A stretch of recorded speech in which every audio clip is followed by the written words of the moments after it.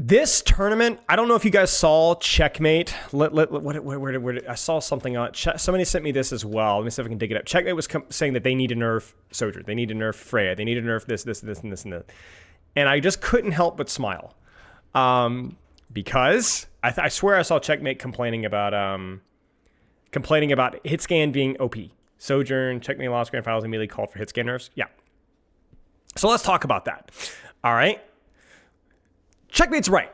We're going to look at this here, and I like spoiler alert, I haven't really watched this much. I skim watched it some, but I didn't really watch, so I don't know exactly what happened.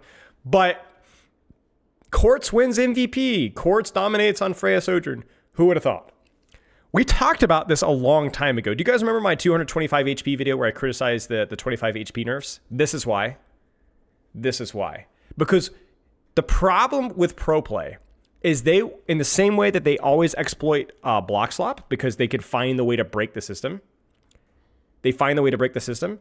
When you play Freya Sojourn for their burst and their off angling or whatever, and you give them Symmetra Teleport, and you give them Suzu, when you cover the weaknesses of the 25 HP with Pocket or Teleport or Suzu or whatever else, and you squeeze the absolute, then yes, the health nerf doesn't really have that much of an impact.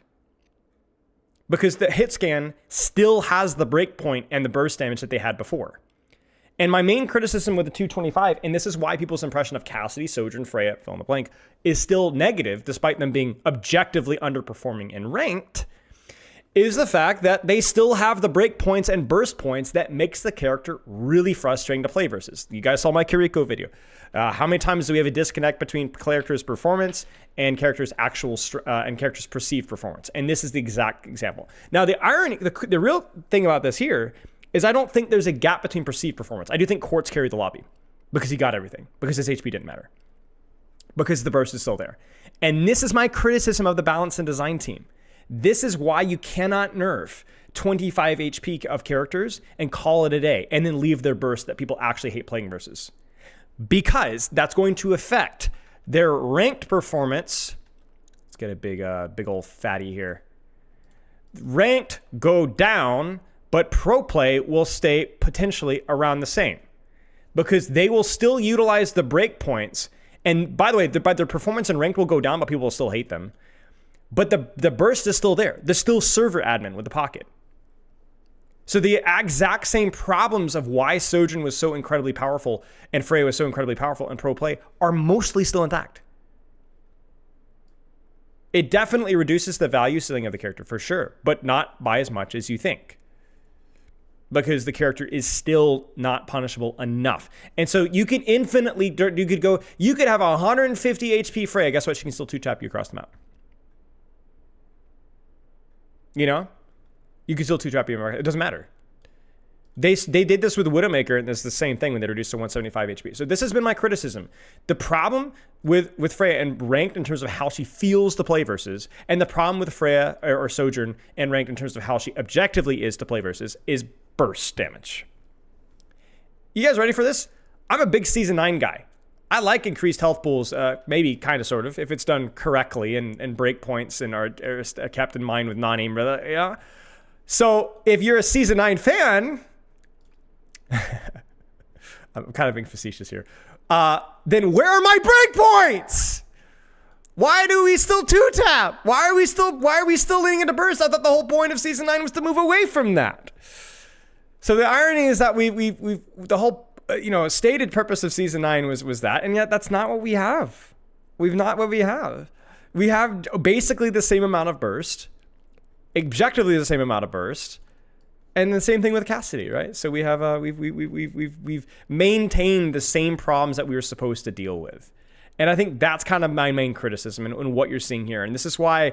I get questions like, why are they still playing these characters that are weak? Well, first off, it's just right now double flex, as in double brawl DPS, isn't good enough, right? But apparently getting a poke is still good enough. But if you just pocket the crap out of the target, teleport them around, Suzu them around, the 25 health doesn't affect them. Problem is some heroes are all about burst, take that away and they become trash. I understand that for some characters like Hanzo, because Hanzo is just an old Overwatch clunker. Yeah, for sure. But you cannot tell me that within Sojourn and Freya, there isn't unexplored design space. You just can't tell me that. I will not believe you. I will not believe you that there isn't unexplored design space with a character with an updraft, a dash, primary fire, with their ultimate that still locks her in movement and has never even been tried with 250. And the same thing with Sojourn. I won't go down the list of hero design criticisms. I've already given my full feedback on how to actually make a 250 Sojourn work or how to make a 250 Freya work extensively. And I'm not going to do that here. But I don't believe you. I just don't believe you. I don't believe you. So, it is what it is. Your opinion may vary. I'm not saying my opinion is objectively correct here, but this is why these things are still being leveraged at this point in time. It will not change. It will not change. It will not change. So, GG's. Now, let's talk about, I'm going to move on from that. So that food for thought here. Moving on from that, how are these teams here? Basically, if you guys didn't follow, Korea got the teeth kicked in by EMEA. A lot of push-pull, a lot of kiting of ultimates, a lot of really good macro of playing around their layering of ult economy, using one ult to force another ult, and then using another ult afterwards. EMEA is generally very stingy and very intelligent with how they use their ults. Korea can be a bit greedier. The more dive hero pool characters of Winston and Tracer and Wrecking Ball and even Genji are generally Korea favored. Those characters are not as strong in a vacuum right now. And so the meta has been more dictated by characters like Ramatra, by D.Va, by Symmetra, and even things like Sojourn, all of which EMEA can compete at better with Korea or just better, period. Just better, period. Okay. And so then we end up having two top-tier EMEA teams that have been playing very well. They have a very specific style. They often don't take early angle control as much. They take soft angles, but they don't take hard angles as much. If the map gives them, they'll take really deep flanks solo with their Hitscan. But what they'll do is they use the teleporter in one of two ways. So you're going to use the teleporter to go in. Skip steps, just int. You're going to use the teleporter to go out hard. So you teleport back out again. So basically you cheat and engage. And the problem with teleporter is that you can't take a million different off angles and everyone takes a teleporter. It doesn't work, right? So you got to be more grouped up a little bit. Or what they'll do is they will fight on here, not taking super deep angles. And in mid-fight, they'll teleport their hit scan or their poke DPS. We'll say hit scan, but what I mean is Freya, Sojourn, whatever, the range DPS. They'll teleport their range DPS on an angle mid-fight with a rail or with a burst. And then they're not taking an early angle, but it's just like BAM! So Symmetra is really good at cheating off angles. Symmetra is really good at setting up off angles and enabling her team to do so. And the reason why Symmetra is really strong right now, and there's a lot of reasons, she has an incredibly strong perk set. The range perk on her primary fire is very good. It's consistent. Her heal on teleporter is very good. It's consistent. Her ultimate is very good. It's consistent. Her health is 275. And then her health on her teleporter is one of the big reasons because it's very difficult to punish teleporter right now. It has a lot of health. Now, my opinions personally is that I think for people that are saying that this was a rigged win for EMEA, skillless characters, cope. I am a big Tracer nerf enemy. I think they nerfed the wrong thing. And I don't think it was it was just not tied to some sort of regional, like some secret rigging. No. Korea has been completely incompetent when it comes to playing this character. They also have been gapped on characters like D.Va and even to a lesser extent characters like Kiriko. And then also Lebda and Quartz have just kicked their teeth in on characters that they were supposedly equally skilled in. And then we've even seen situations several times where a Symmetra ban comes in and we see other characters being played and EMEA wins anyway. Even without the teleport, they win anyway. So did the meta affect the result? Oh, absolutely, unquestionably. It affects every tournament we've ever had has been affected by the meta. Just not possible. It's just how the game goes, right? It's a bit of RNG. Has it affected Korea positively before? Absolutely. Has it affected EMEA before? Absolutely. Was it a benefit to EMEA right now? Absolutely. Is it the single-handed reason why EMEA won? Absolutely not. So it happens. Go next. Go next. So you can't cherry pick when to blame the meta just because the meta was unfavorable to the team that the region that always wins. And I also don't think that Symmetra is unbelievably overwhelmingly OP, because if that was the case, we would see teams be able to pick her up and leverage her value immediately, and Korea has been unable to do so, even in non-mirrors versus non-EMEA teams. They've been unable to replicate the same success that these teams have. The reality is that these teams have been leveraging that Symmetra value for a lot longer and have put a lot more time into just the general idea of push-pull and can find value out of it even without teleporter. So, is what it is. Korea got a little unlucky. EMEA leveled up. Enjoy it. Stop throwing hands. The answer is nuanced. EMEA got lucky, but EMEA also earned their luck. So, is what it is. Let's take a look here.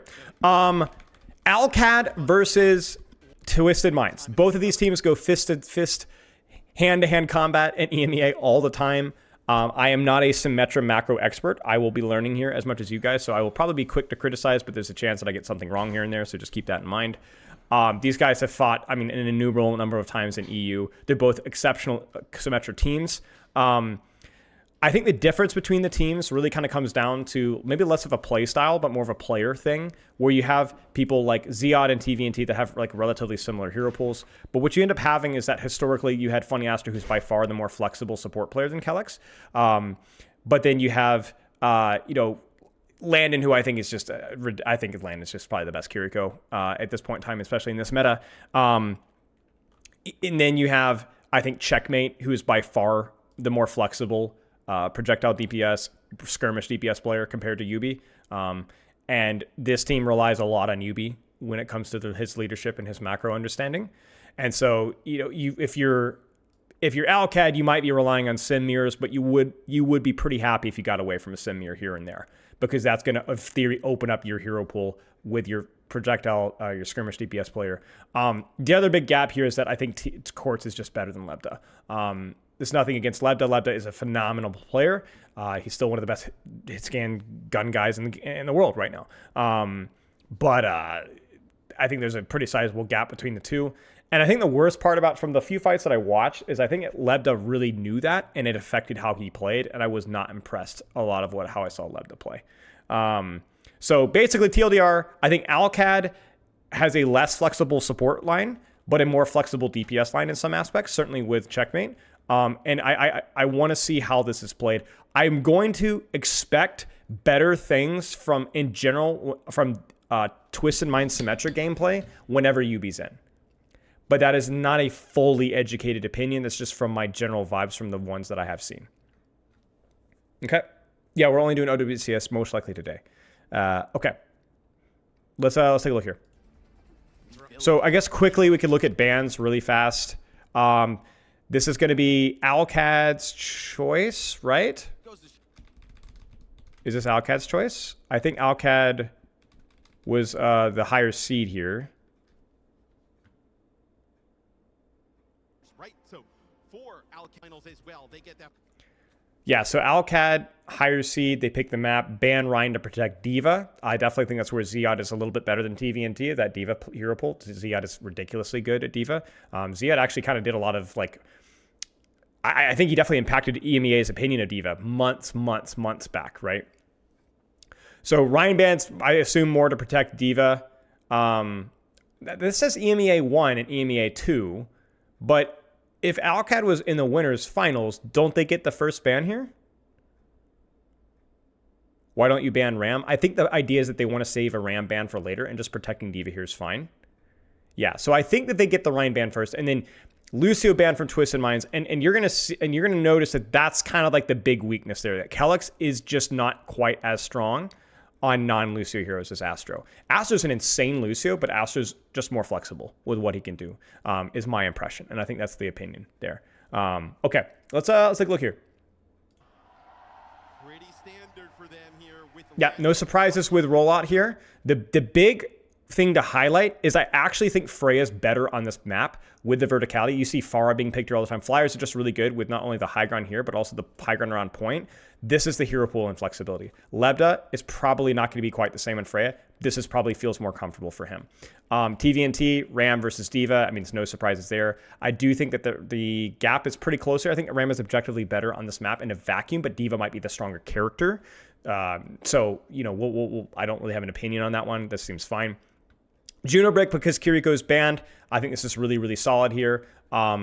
You definitely lose the consistency of your speed, but you have the burst.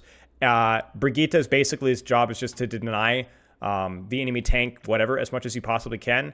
The problem here, and this kind of goes into my flexibility discussion, is that I just think this comp makes more sense on the map. Like, the problem with Brigitte Juno versus Ram is if Ram is good, Vortex is a huge problem for Brigitte backlines. It's just really, really, really hard to keep the Ram off without risking your life. And then also, as we've already established, I just think Frey is better in this point here. So we'll see how it's played, but Alcad really needs to kind of open up angles more so than Twisted Minds does, because it just feels like you're going to be able to park your Ram on point. You're going to be able to open up a lane with your Kiri, Freya, whatever, and Juno's just going to be untouchable, kind of hovering in the back. Like, you don't really need Lucio here. So, yeah. Brig is tough in the Ram. Brig is really tough in the Ram. Brig is also tough in the Freya. We'll see how it goes. With obviously the Lucio gone here, it'll be Juno Brig. Simple on the Kiriko. Very high skill option, one that could make a difference. I'm going to turn down the audio just a little bit. Let me know if the audio... I want it to be barely audible, but yeah. Flanked as well by Quartz. Yeah. Like, you can kind of see Freya already opening a lane. There's the anticipation for the teleport. They're going to flip the map and try to get Lebda onto a height. That's a good rotation. Then they rotate back. They split the angle. They're trying to bait TVN2 into a pincer with Lebda and height, but they're not really falling for it. Twisted Minds knows exactly the rotation that they're on, and this is exactly what we were scared of, right? Landon is low. I don't even know where Landon is right now, but Kelix is trying to hold space forward, ends up getting pounced on by Freya. There's another bolt onto his shield. His shield is broken. They didn't need Vortex. They just freaking killed him. He's cooked. Because the bash has already been used, Kelix doesn't manage his space. He's dead. It's over. It's over. You get too close, Ram kills you. You stay too far, Freya kills you. It's not that there's nothing that Kelix could have done here. I think if we looked at his POV, there's definitely probably a mistake. But the difference is that you get punished so hard for your mistakes. No space.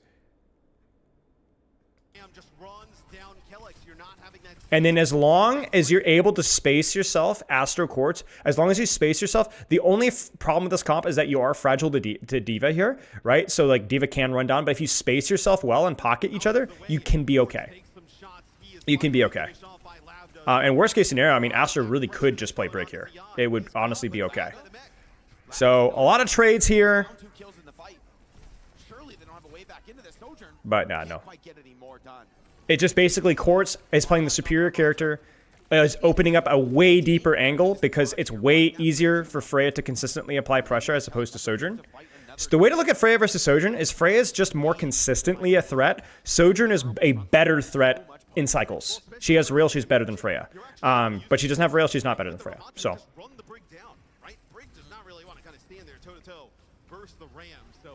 they're going to teleport up top. They're going to do their pincer flank. And this kind of stuff, you're going to see a way more flank heavy stuff without the Lucio, because the push-pull with the teleport isn't good enough when the speed isn't consistent, right? Lebda opens wide. They're going to just end? What am I looking at here? Are they just diving back? I have no idea what I'm watching here. Ziad goes so deep on backline, but I don't know why. I think he's just angling top, and then we just see walking on point with speedring, and then just Checkmate just gets shot. I have no idea. He just gets killed. I think they're trying to punish... So what they're trying to do is they're trying to punish the lack of Brig from Twisted Minds. Because without Lucy or Brigitte, Juno's just really, really vulnerable. And you can absolutely see that's what Zion and Checkmate were doing. But for those in chat that know here, Hunter, thank you for the sub. This is cheating. They do have a Sojourn angle, which is like, that's nice and all. Like, that's something, I guess. But they're just running it down. Like, you can see Juno up top here. They're just trying to run it down and kill the... It's just too far. It's too far.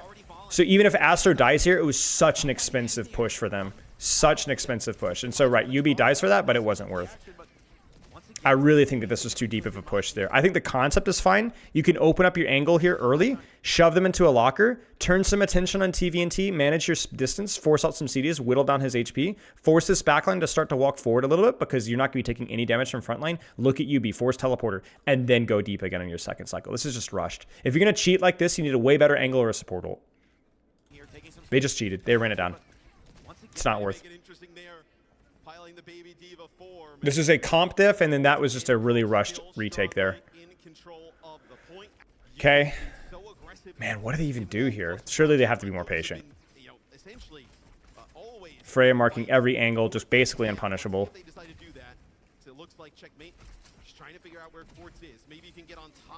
Is basically how you play on-end double flex. Right, you're just trying to bait, live, make it as cancer as possible to kill you. So difficult to chase you down. And you can see it here, right? Like they're not even going super crazy with the off angles. I would actually like a little bit more proactivity from maybe Quartz here between these cycles to pressure this, because this does feel a little bit too easy to stage. But yeah, you can see they even have the preemptive teleport just in case. They Kitsune on the teleport. But the problem is that Alcad can't really kite this out. They can't really back this out because we're at 88%. So it just Brig is trying to take space on the angle with Symmetra. The Juno ult comes out. A lot of damage done into Ram. Kitsune versus Juno. Kellex is on the angle, but it's getting poked out. I honestly think Kellex needs to... Okay, so this is... Okay, so I think Kellex's angles need to be a little bit more shallow. I actually wouldn't mind seeing Kellex playing more around pillar or more around point and just basically playing to bait and having the DPS go more aggressive here. I think Alcad has to be more proactive on the flanks, though. I don't know that you're going to be able to do anything as long as you're playing Brigitte. Because Kellex is just getting destroyed. There's the Frey. Ego doesn't get the pocket. There's no denying on the D.Va. It's really well played by Ziad there to see that. Checkmate gets his teleport off. Will he get punished? Ah, it's just insane. No, he will not get punished. Ocular disaster. Can't see anything here. And I think this is like the gap right there. Like, it's a good kill by Checkmate there, but this gets way messier than it has any right to be because Lebda doesn't hit his shots. And they're going to actually lose this fight. That's tough. Tough. Should have won that fight. Just really feels like a mechanical diff there. As much as I hate saying diff, it just people just dying. Alcad can't make this work. Alcad can't make this work. You need a level of creativity and flexibility that's just not being shown right now. Hello, Wolfgang. The angle setup there wasn't good enough. Every single time Kellex tries to take space wide, he gets punished. I legitimately wonder if TM or Alcad could have used their teleport more on their Brig angle. Like, Checkmate plays here.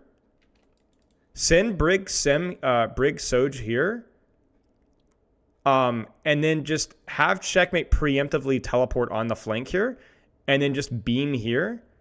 And then try to see how greedy you can get. But I honestly don't know. Like, it just feels so hard that you're opening wide and angle on Brig. But, like, if you're opening wide and angle on Brig, and then the other team is opening wide and angle with Juno, you're just going to lose at that range. Yeah, you're just going to lose. I honestly think, as crazy as it sounds, I think Brigitte has to apply pressure on point. Apply pressure on point. I don't know. Thank you, guys. Rough. I'm going to say Alcat has to swap, no? Has to swap. Yeah, so they're going to mirror. You can't play Brig in this map. Too open. At least at this level. Okay. Ram means early main here. But as these default fights go, again, that D.Va has options. Frey versus Soj. There's the early teleport. There's the early push. It's more of a bait push, it looks like. So they're going to kind of utilize that to bait. Then they're going to use speed ring to push on right angle. So they're threatening the left angle while they push on right. Clearly climbing up the ladder in terms of Hitscan players in the world. Maybe sitting at the top at the moment. There's the teleport. They're going to actually... So look at the timing of this push here. So point unlocks. D.Va goes to point. And then they teleport all the way around. I don't even know who they were actually pressuring there. Who are they pushing? I don't know. Like, it looks like D.Va was pushing this left angle here. And then they just teleport flip on back. Freya gets the angle.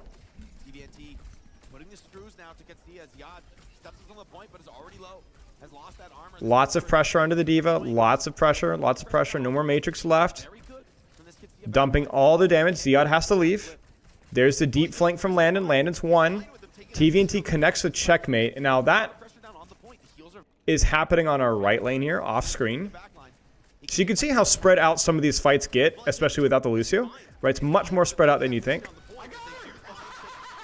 Rio, thank you for the sub. I want that shirt. Thank you. Finally, a TP comes in and they try and get aggressive. But Alcad, you have to go down there and try and take point as Uh-oh. It's fine with them taking that position on the point as they do. Suzu's burned early. What was a Suzu used for? Yeah, it felt a little early there. Felt a little early in the Suzu, unless there's pressure elsewhere, but that's definitely punishable. And Lebda gets the trade with Rail, which is crucial.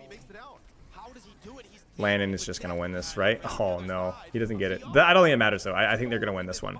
I like this. This is kind of what I wanted more from the Diva, right? Where you're not going to beat Ram toe-to-toe. Like, this is stating the obvious, right? Like, Ram is going to hold this space toe-to-toe better. So instead, use your mobility, wrap around, approach from different angles, even though you don't even get the kill. You just force more resources more awkwardly, and you find more opportunities to punish people that are split. This is better. Like, this is what, like, yes, you can teleport your Ram around, but you're forcing the teleport to have to be used on your tank. Right? So this is, I really like how Alcad played this one more, because starting from right, well, not right there. Where are we looking at it? Right here. Like, this is kind of what we want to see. You send your Kiriko Diva on a hit squad. You bait the teleport, causes chaos, and even though Checkmate is dead, they still have the angle control, right? They still have the angle control. It's so important.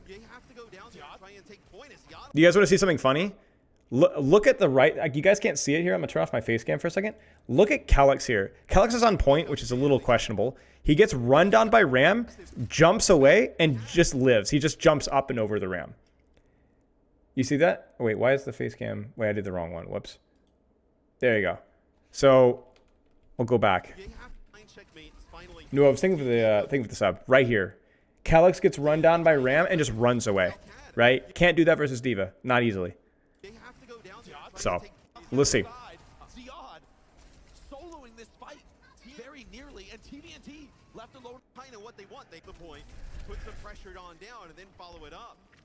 I think the verticality in this map is a little bit less important as well, so the Sojourn Freya output should be theoretically close, assuming all things are equal. Quartz opens wide angle left.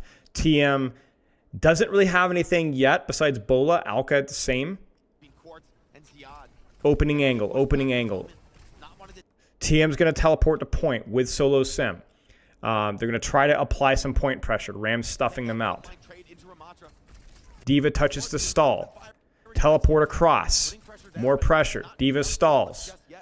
Teleporter's been used, so now that's really TM's opportunity to apply point pressure down for a little bit. Are we going to see the same thing where they lean and they flip? Because remember, wherever Ram is, TM's really strong. So you need to go where Ram is not, and that's kind of what we're seeing again here, right? Wrap around left. Ram is no longer there. They teleport. There's the burst. Can Juno get it in time? Yes. Juno disengages. Great disengage there from Calyx. They flip the map. Still chasing. Diva grabs Mega. Oh, no, she doesn't get it. What happens here with Ziad? He goes just a bit early. Yeah, he teleports just a bit early and gets smoked. Yeah, that was sloppy from him. He didn't have the HP for that and he gets punished for it. Quartz catches Lebda. That felt like an unforced error there from Ziad. So Ziad's still missing health here. They take the teleport here. You can see it right here. And he just jumps to here, but he does it by himself, and he does it when he doesn't really have health or resources. It's too early. It's too early, right? Just take your time. You still have point. You're good. Unforced error. Very unforced error. Not really a sick play or even a shot from Sojourn, because you're going to have that. Like this right here, Quartz is going to kill Lebda, right? That might have been an unforced error, or just a forced error. We'll put it that way. It happens, but yeah, come on. So that one really hurts for Alcad. They got the initial rotation away from Ram. They open up their flanks, and then Ziad just stands. And already, Jake, we were talking a little bit about in the pregame. Yeah. Ziad just ran rampant in that previous matchup. They are not letting him get away with that now, as you are seeing time and time again in situations where both teams have to respond so quickly to pressure. Ziad's going to stage on the angle. I like that. I like that. I like that. Don't steal the Mega yet. Don't steal the Mega yet. Wait for the Mega. Wait for the Mega. Wait for the Mega. Oh, no. So, your team has to match this tempo. That subscription notification was super delayed. Your team has to match your tempo. Look at Ziad. He thinks he's staging for free. He's not. He's not. They hard push. They hard push. And so I don't hate this from Ziad here. Like, legitimately, this could work. The problem here is that there's nobody from TM doing anything else. Like, look carefully. You can see it when he looks behind him. Right here, right? There's just not enough pressure here. So TM just ints on him. Right, and like Sarah Lee says, you can't even consistently bomb remake here. So even with the Mega here, the pressure is just too slow. We went a little too early. We needed to be more patient there, or we needed more aggression from Alcad, in which case, maybe we should have waited a second or two for our support ults. He just ends. So he goes off the map, funny, but he's dead either way. He's dead. Rare mistake from a young superstar. Laptop's OC not gonna find anything at all with this. Yeah, and it looks like Ziad actually tried to like take his mech up. And you'll see this a lot from both teams, where they think that the other team is overextended with their off angle. They'll run that down, no hesitation. They will punish you for staging sloppily, basically. If you try to take an angle too early, they will kick you in the teeth hard. So great recognition there from TM to just rush that down. Yeah, so what are we going to see here? Oh, gosh, it's going to be a mess. There's so many ways that you can approach this engagement. So it's really going to come down to, okay, so they're going to teleport to point and sim wall on point. I think that's a good play when you don't have point control. And as long as you can mirror support ults, you're fine. Crucially, the sim wall also denies the ability for them to just pop like Freya ult or whatever, or even Ram ult consistently and just win the fight. So it allows them to apply point pressure while also forcing the enemy team to close the gap with them. So Suzu's used. He teleports a point. Continue rush needs to come out now. I don't know what happened so late from TM there. I think they were planning on using the Juno ult first, but they just didn't use it. That was ridiculously late, and D.Va's there to punish that mistake. Ridiculously late. You can't sit here with an active support ult just because you have a sim wall mirror. Really, really bad. Lebda dies. Where's Lebda? Is he just on point?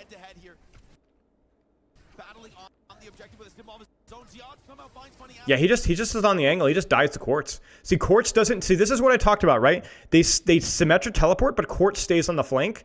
And despite having a sim wall cutting off that entire lane from Quartz, somebody walks into his shots. I don't know why. It's really hard to see what's going on, guys. I'm not going to sit here and lie to you guys. It freaking sucks. But there's a TP bomb attempt. They're really, really good at that. But Quartz is still uncontested on that angle. He's still shooting. And that's it. So despite Astro dying early, Quartz maintains angle. TM has angle. Alcad does not. So despite Alcad getting the first trade here, you'll notice a theme here. TM still has angle control. And it costs Ziad his mech to get it, which then forces another ultimate.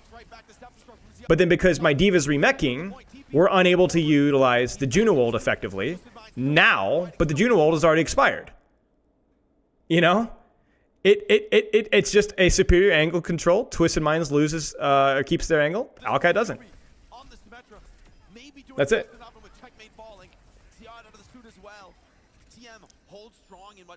So I don't even think it's really a mistake from Ziad to go for the kill here. I mean, that's hindsight. He got the trade, right? Like, Astro screws it up. Maybe you could say Ziad needs to kind of play his life here and kind of stabilize for a second. He tends to kind of dump his health afterwards. There's no reason for him to get traded here. But also you could say, like, well, where was Suzu, right? And why are we losing Lebda on the lane here, right? It just feels so sloppy. Like, how is Quartz getting away with that? Criminal, man. Like, criminal. And once again, we're in a situation where Ram versus D.Va, and Ram's just better. Like, Ram in the toe-to-toe is just outvaluing D.Va in these situations. Ziad dies, Ram lives, despite having one fewer support. It's not all Freya there. Checkmate's more of a retake. This is more of a scam angle just to try to touch and then live. This is not likely to work.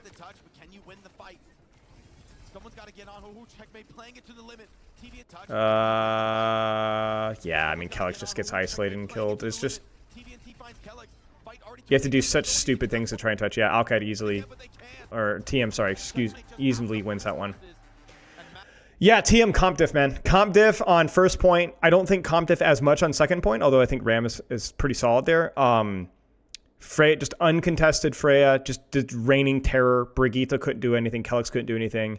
I think the comp mirror on second was fine. But I just think some unforced errors from Ziad, some unforced errors from Lebda. Quartz just holds angles, man. Just holds angles. Ziad's timing was definitely a bit off multiple times. And then Lebda just loses the 1v1. It's like he didn't even with the sim wall, you know? So... And I think that's going to be kind of the probably the storyline here is like, can Alcad leverage their heroes when and where they can? And then is TM going to fumble the bag with their rotations? And if the answer is no, then I just don't know how Alcad can win, right? Like, I just don't know. Okay. Bans here is going to be Alcad again banning Hog. Again, this is a Protect Diva ban. And then... they're going to ban Kiriko. And this, you know, I don't think Landon's an amazing Baptiste, but Simple's like, hey, I want to keep things away from that Kiri Lucio stuff that you guys are so comfortable with. You can cast them off, yep. And yeah, they're just going to have to hope that they can outplay the Ram ban. Yep, or the lack of Ram ban. So, yeah, we'll see. I don't know if there's drops right now. I honestly don't know. I have no idea. There's been so many random drop things, I don't even know anymore. Okay, let's take a look here. I don't really have a preference for either composition here. I think, again, like Nepal, Diva's fine here. I think maybe Diva's even... yeah, Diva's fine here. A second point can be a bit challenging for sure, but Diva's okay. This would definitely be a map to use the Ram ban, though. Because if you ban Ram, TVNT is definitely going to have to mirror Diva. I don't think Zarya would be able to compete in this situation, but I'm not sure. So we will see. Bap versus Bap.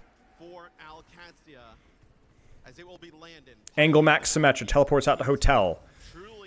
TVNT holding early choke.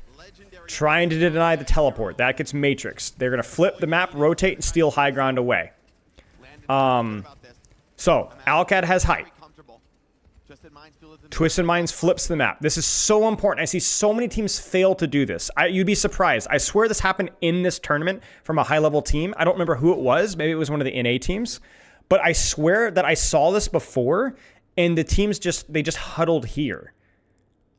So bizarre. You have to flip when people take high ground away from you. You have to flip. And TM does that instantly. Landon gonna feel good about this. A matchup where he's very comfortable. I swear I saw it at this tournament. I don't remember what team just stood there like idiots, but they did. So early mark on Lebda.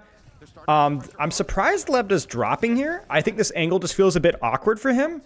But he could realistically just stay here. I don't know why he drops. Like, staying here and choosing this angle is absolutely fine. Just choose here, and then as long as you keep your eyes on the left lane. I know he's worried about like a Symmetra teleport, but who cares? You're fine. And then he does the crucial error, which he changes lanes, which is a mistake. But then he hesitates in the changing lanes. He's worried about it, and he doesn't commit, and then he dies for it.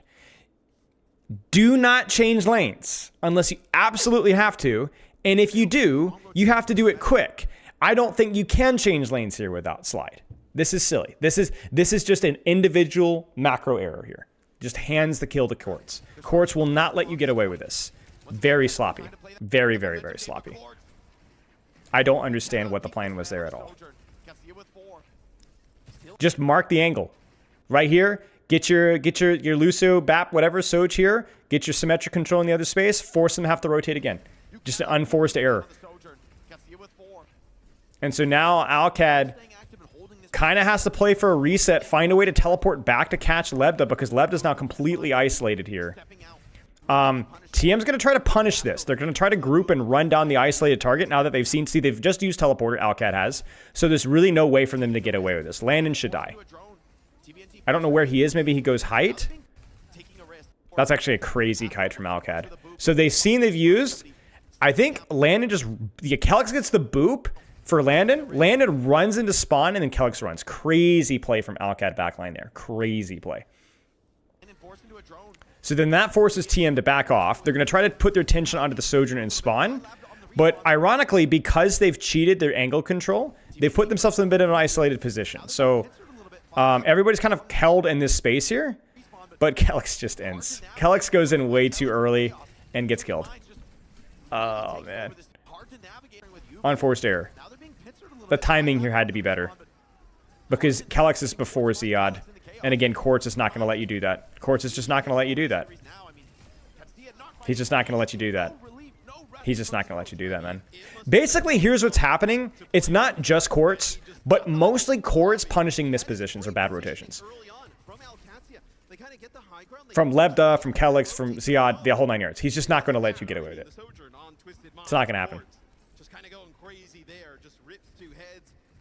Pincers coming off of the spawn. Yeah. Doesn't matter. Just turns and burns Kellex. Early pressure, early pressure. Teleport has been used, so there's a window of vulnerability. Quartz has to be careful.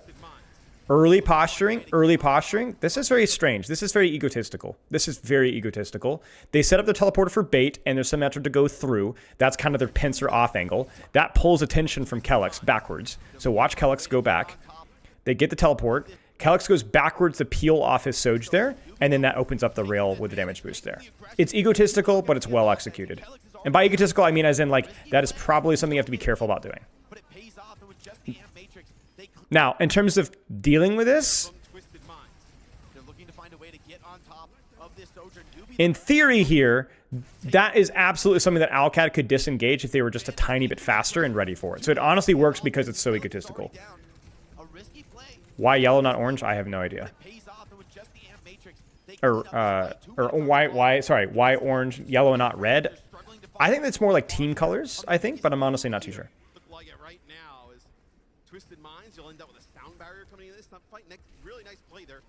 Early teleport, flip, BAP window. This is a good play. It can be disengaged quite easily, but there's a high chance of volatility from this because there's a moment here where TM could get punished immediately.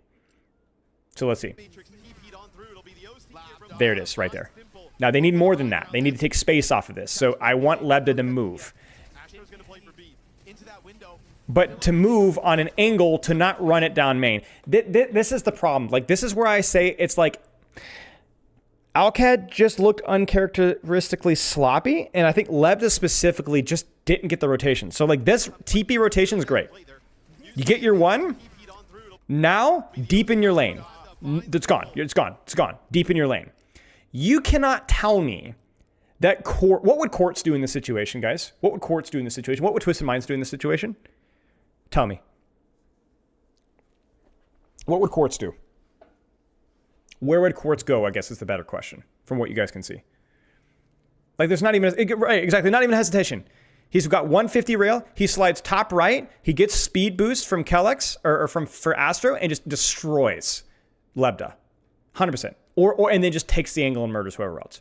Or does the thing on the left side, right? He goes to put, maybe that one be a little bit riskier. But you cannot tell me that Quartz would stand here behind a BAP window like a plat player and then walk on main. It just wouldn't happen.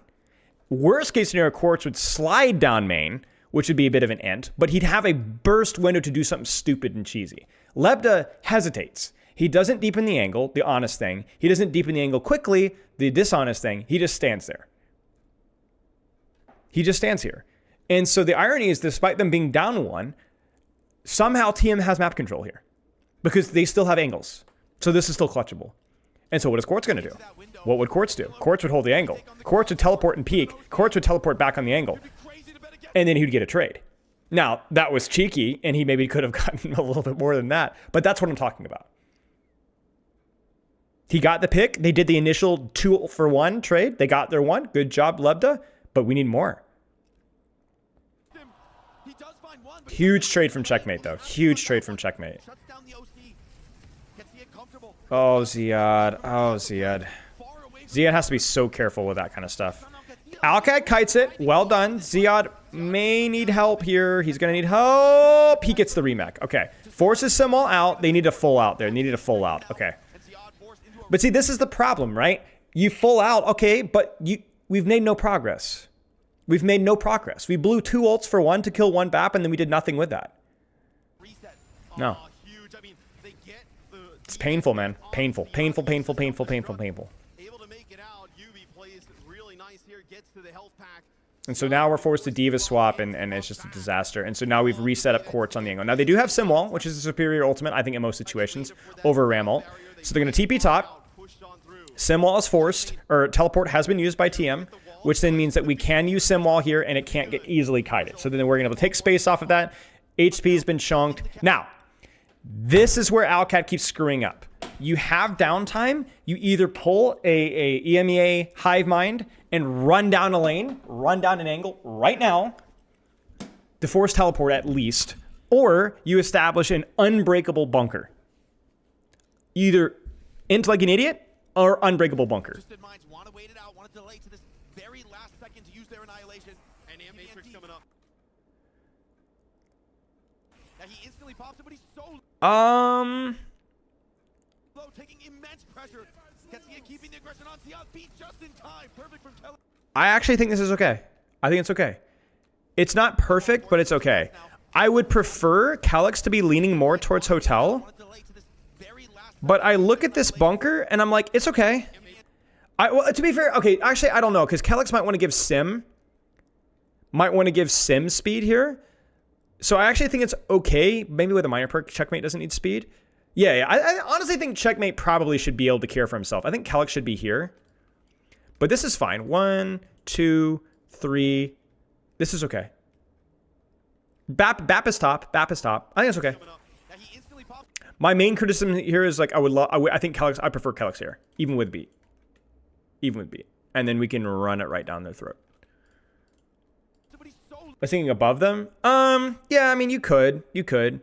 It's pretty easy to teleport that and clear that though. So this is okay. This is okay. This is not bad. The Sojourn angle is like really good from Lebda. It gets a lot done.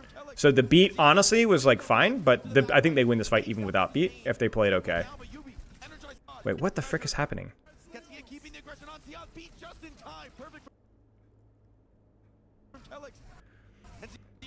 Waste no time. Straight to the back line. Takes out this just in time. Perfect from he's so low, taking immense pressure. Qadsiah keeping the aggression on Sia. Beat just in time. Perfect from Telex. Yeah, Quartz contests the angle. Quartz runs in, Lebda runs out. Lebda gets forced out and gets pincered. Oh no, and then Landon messes up the BAP window. Yeah, Lebda goes back on main because he gets pushed, I think. But this is kind of what I was talking about with the beat engage, right? Like, you get the beat engage, but then Lebda doesn't get the beat because he's not in sightline with his team because he's angle maxing. So they didn't really do their whole like push-pull thing, and nor did they unbreakable bunker. They kind of did a little bit of both there. I don't know.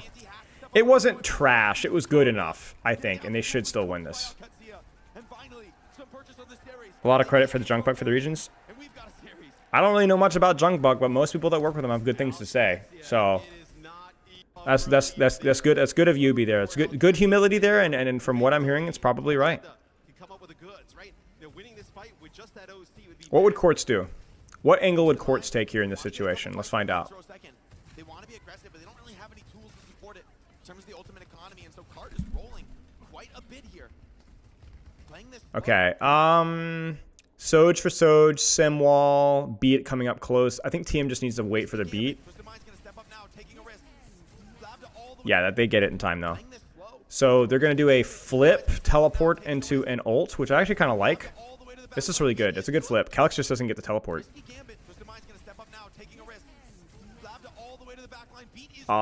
See, that's actually such a nice slip from Owlcat because you'll take Soj beat for Soj for beat, I think, in most situations.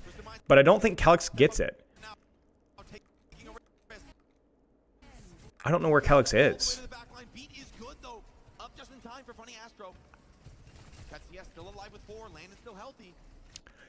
This is the moment I remember watching. Okay, so Calyx unforced error. Dying that in the rotation there, unforced error. I think the fight plan is fine. It's just high risk. Okay? This moment right here is really concerning if you're an Owlcat fan. Do you see it? Do you see the problem? Watch it.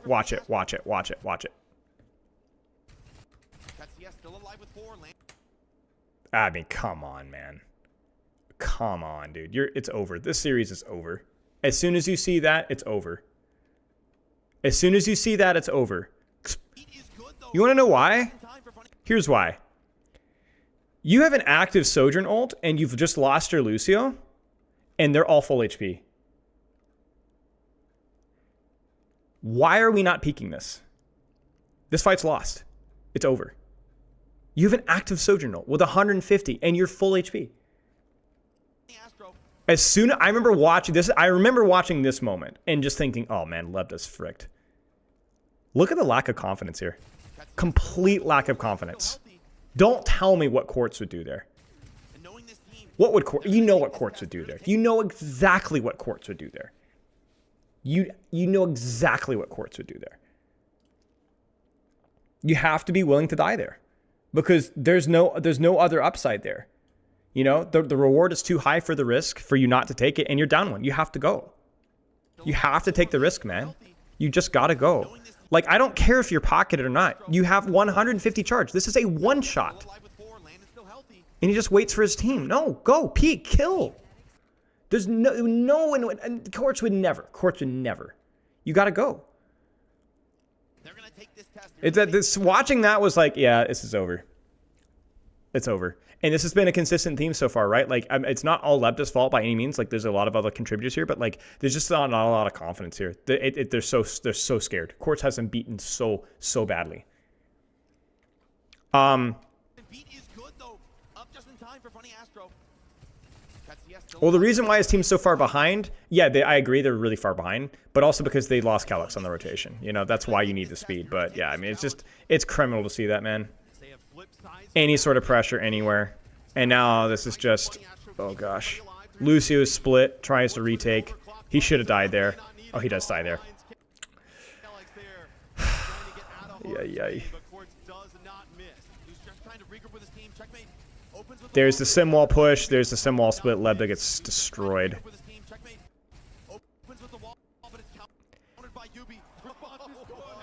There's just a lot of situations here where the sim walls are equally placed, so it's kind of hard to criticize, but like the sim walls are not stopping Quartz, and it feels like people should be utilizing them more, you know?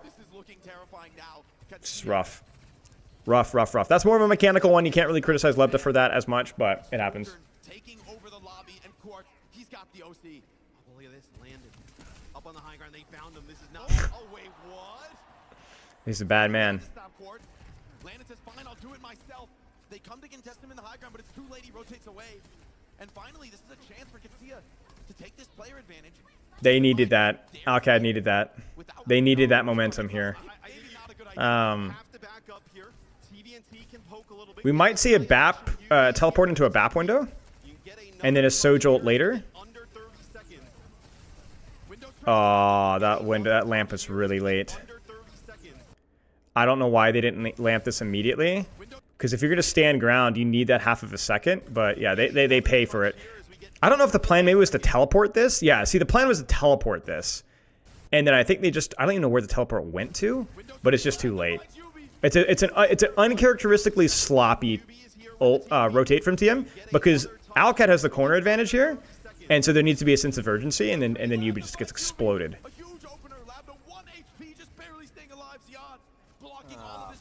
Now, you cannot tell me, Troll of Duty, thank you for the sub, mate. Or sub. Raid, thank you. Hope for the raid. I appreciate it. Hope you had a good raid.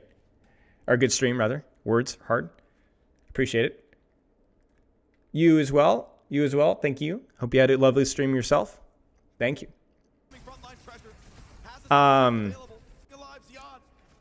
Alright. So, what's happening here?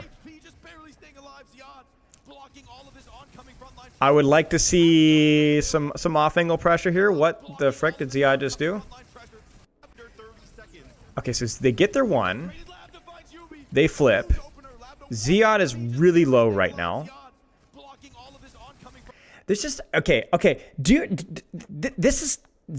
Okay. This is consistently a problem, I feel like. It feels like there's just too much urgency here from Ziyad. Right? Like, looking at getting your bomb forced here, just because you didn't just disengage for 2 seconds, sucks, man. Like, look at this, right? Like, why are we pushing this here? I don't want to hear, oh, well, Ram was low. No, Ram was not low. Ram was not low. Ram also has armor refresh, right? Just chill. Walk away. Walk away. Find a different angle, right? Like, disengage out, bait matrix out, and then set up a pincer push. Like, send Diva hunting through here, you know? They don't have teleport to rotate away anymore. It just feels so sloppy. And then he tries to boost her into the bomb, and then just hits the wall. Teleport comes out. I think that's them trying to stop the recontest from Yubi. I'm honestly not even too sure. Or just to get the Sojourn now.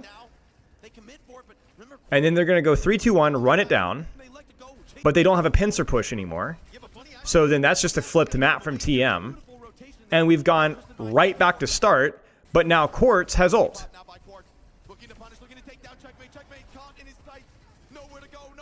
And he's just going to shoot point. GG's.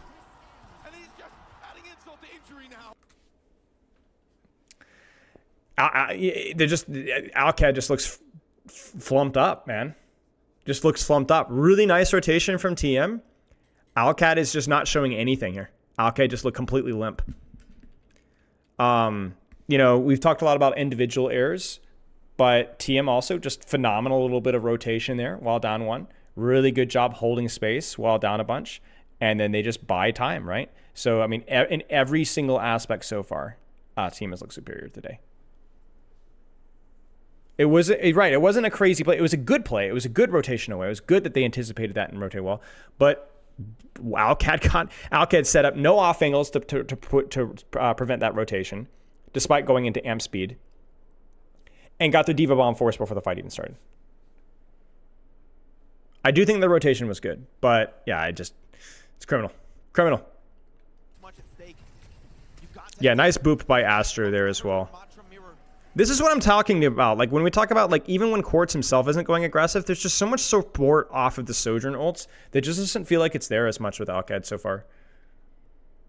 With this much at stake, you've got to adapt to. You can't beat him, join him. And in this series with this, we'll probably see another map flip here. It's a typical Quartz gets poked early, but he's going to probably stay. Right? Deny the off angle. It's beautiful. Sim goes to mark that off angle from him instead. He's watching. There's the teleport use, so now Quartz can just kind of relax. Little awkward here. So you'll notice this with the BAP variation as well, that these rotations are not near as smooth because BAP is just a little bit slower. So Simple gets Vortex, Simple gets caught on the rotation. I don't hate this from TM. I would have probably preferred them to try to kind of brute force top and maybe even try to rotate across to the right that side. I think trying to go back is just, I mean, they didn't even get it, right? Like, I don't even know where the teleport is. Maybe Yubi's trying to teleport him out. I honestly don't even know where the teleport is, but it fails miserably, right? And so BAP gets caught in the crossfire. Yeah, just very strange. Why did Yubi walk back to mark the angle instead of Quartz? Well, it looks as if there was never really any intention for them to hold high ground. So Yubi wants that space, and Quartz probably wants top. It's just a question of who wants what angle. The intention felt like Quartz was going to go top initially, and then Yubi was going to go back, and then Quartz just never made the rotation on accident because he got poked down, and so then they just decided to, like, kind of improvise, you know? But I'm not sure. Maybe there's a change here. Takes Quartz out of the air there. A parting message. Says there's two soldiers on this server. Good punish from Lebda there. Teleport top. It's a fake teleport. Oh, I forgot about this.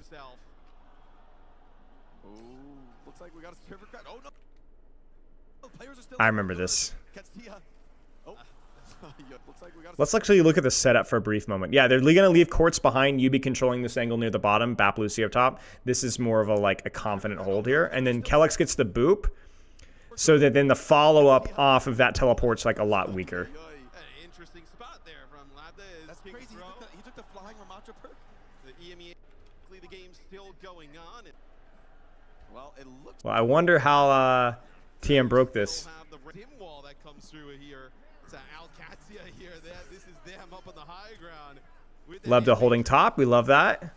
We'll see if it's enough to. Lebda still holding top. It looks like they've been able to disengage an ultimate out. Why is Lebda giving up the lane with ult? Even when I can't see anything, it still looks like Lebda isn't holding the space. This is a sim wall here from the defensive side of things. Looks like it is Twisted Minds here. Okay, so for my money, it looks like getting very close to taking this first checkpoint, which they just do. Okay, we're back into it. And I mean, TM off to a hot start. Qadsiah. I don't know what happened there. All I know is that Lebda popped a Sojolt and dropped off of high ground. So I don't know. I couldn't see what exactly happened, but They know what's at stake. Kings Row second. what would Quartz do? Quartz would hold a solo angle and dare you to teleport on him. That's what Quartz would do. And obviously we missed a little bit there. Apologies. But you can see that Qadsiah ends up investing a lot Okay. of on the defensive side of things there. They have to There you go. There you go. There it is. It's all right. Not exactly easy there for TM. It's going to be annihilation. Oh, man. What happens here? Suffering. They beat Engage. They beat Layer, but they have an active Annihilation. And so they layer a fight that they couldn't win through layering because Annihilation is the deal breaker here. And Lebda loses his angle because he's not supported on the angle. And then when he peeks out on main, because he didn't get beat, because he's angle maxing, he gives up his angle, goes back to his team, and then gets killed on by Ramatra. So you can look at this and you go, OWCS shouldn't have pushed that. They messed up their layers. But even if that wasn't true, even if that was bait Annihilation, teleport out again, sure. The problem is that Lebda starts on a lane unsupported early, fails the angle, then drops to main, and walks into his team and dies. Right, so should OWCS have pushed with beat there? I don't know. Maybe, maybe not. Maybe they should have played more for the angle. I don't know. But if that's the case, Lebda has to space better. You would never find Quartz being punched by a Ramatra. You know what I'm saying? Right? The spacing there is just not there. I think the play here for Lebda is to drop, grab Mega, slide back to top, try again. Apply some pressure late. You know? Like the reason that the layer was screwed up is because Lebda's the guy that didn't get beat. You know? And so maybe OWCS shouldn't have beat Engage there. Maybe they should have played more to support Lebda on the superior high ground. So it's like these situations here that like I look at this here and maybe I'm reading too much into it. But if TM was retaking this space in a situation where they didn't want to ult layer on main, do you really think that Quartz would be here by himself? Do you really think Quartz would be here by himself? Especially if he's peeking this early? There's no way, right? There's no way. No way he would be by here himself. They're going to play for him. And so then Lebda gets poked out and then dies. You know? There's not even, like, I'm even kind of shocked here that they saw the Annihilation and they took a bad beat trade. Okay, never mind. The teleport is there. They go for a backline teleport. It's such a strange play. So they go for, like, a backline teleport? And then beat Engage. But then the teleport isn't doing anything anymore, whereas TM still has their teleport. So if they get the bad side of the trade, they could just disengage or deepen accordingly. So they early TP to set up their beat Engage, but they do it so early, right there, that the teleport doesn't do anything because it's already been forgotten now. So when the beat Engage comes in, do you know how earlier when Twisted Minds pops the BAP window and spawn at the same time as they teleport? So Kelix goes around to deal with the teleport and then dies to the BAP window. You guys remember that? That's kind of the idea here. The problem is that the teleport is used a good 3 or 4 seconds before beat is used. So everyone can turn focus teleport, realize that nothing's happening or break it or whatever else. And then they can actually put their attention onto the beat Engage. What would have been better here from Checkmate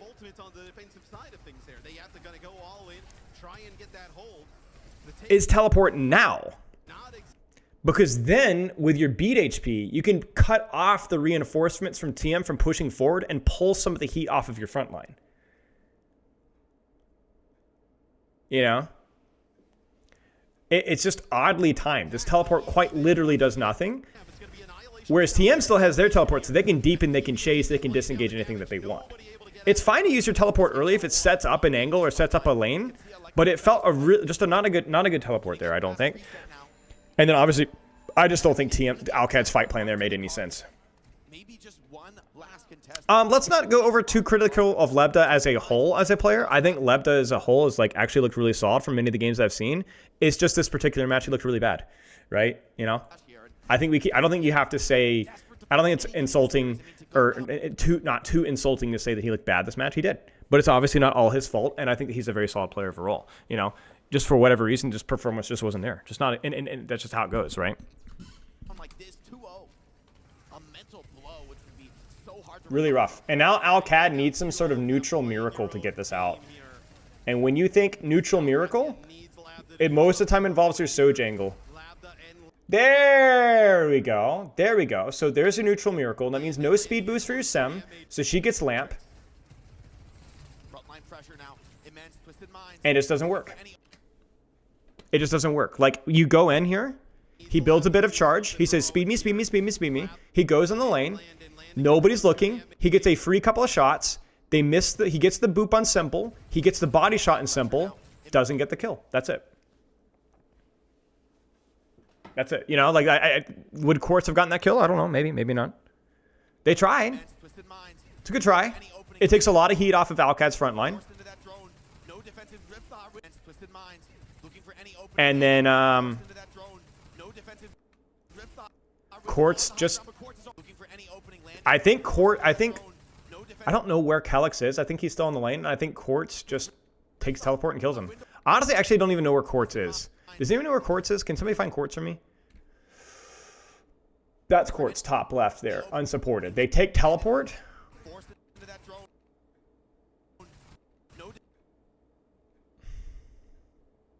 Oh, Calyx is still in backline? Bro, what is Calyx doing?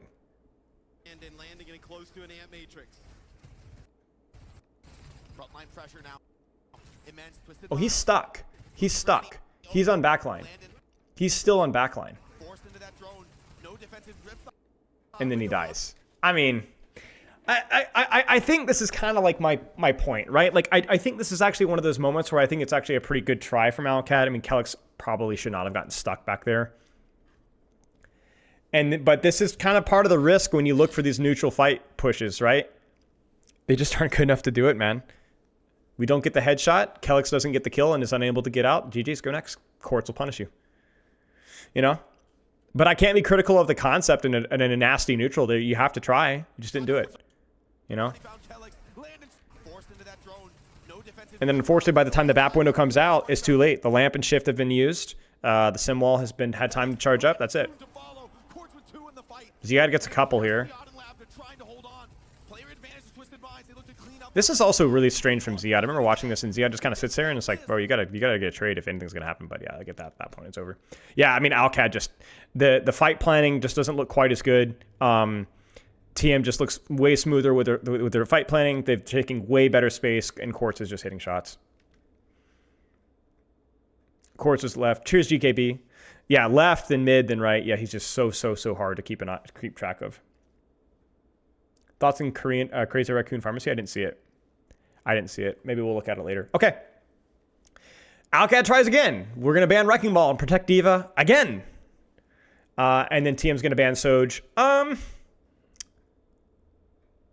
don't know. Soj ban is like whatever here.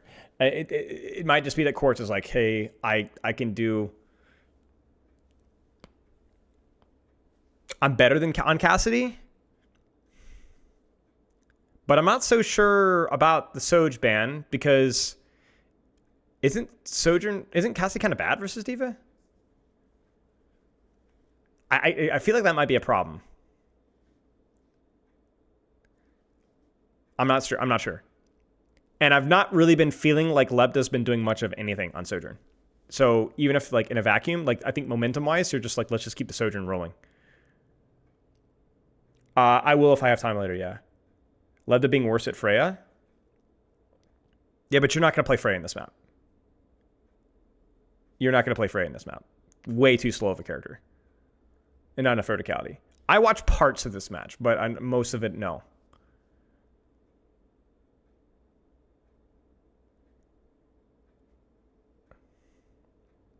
No, I think Cass is still too vulnerable.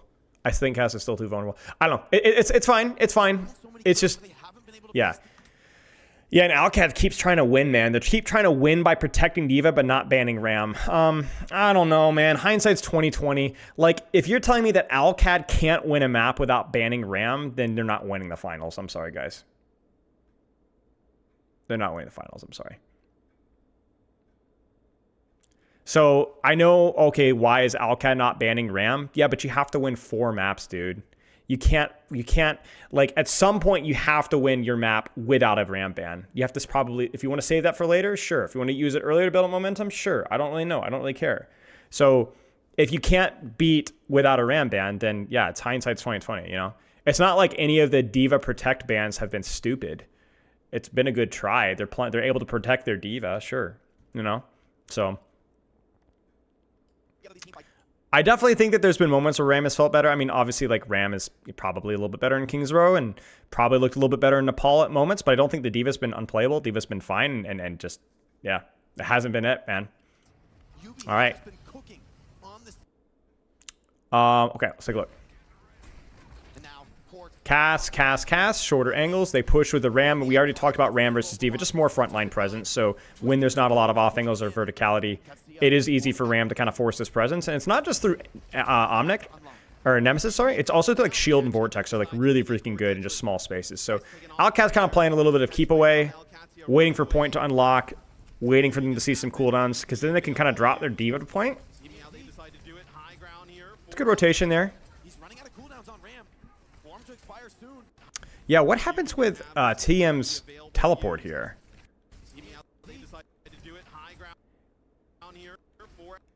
Astro gets booped out of teleport. I think it's crucial. And I think they flipped, yeah, they flipped underneath. That's such a weird teleport there from Yubi. Not a good teleport. You don't want to stay underneath. Oh my God. So if anything, the teleport needed to have gone backwards, ironically, and get away from the high ground. Force them to pull them to point, if anything.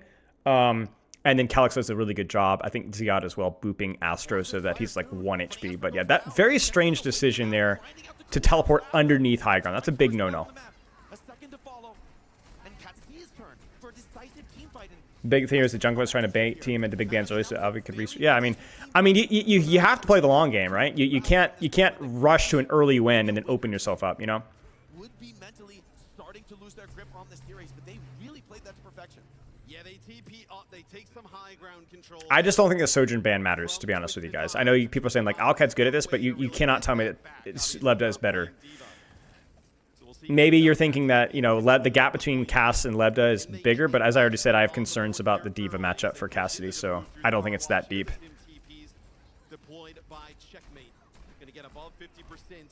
Rare miss from the teleport of Yubi's.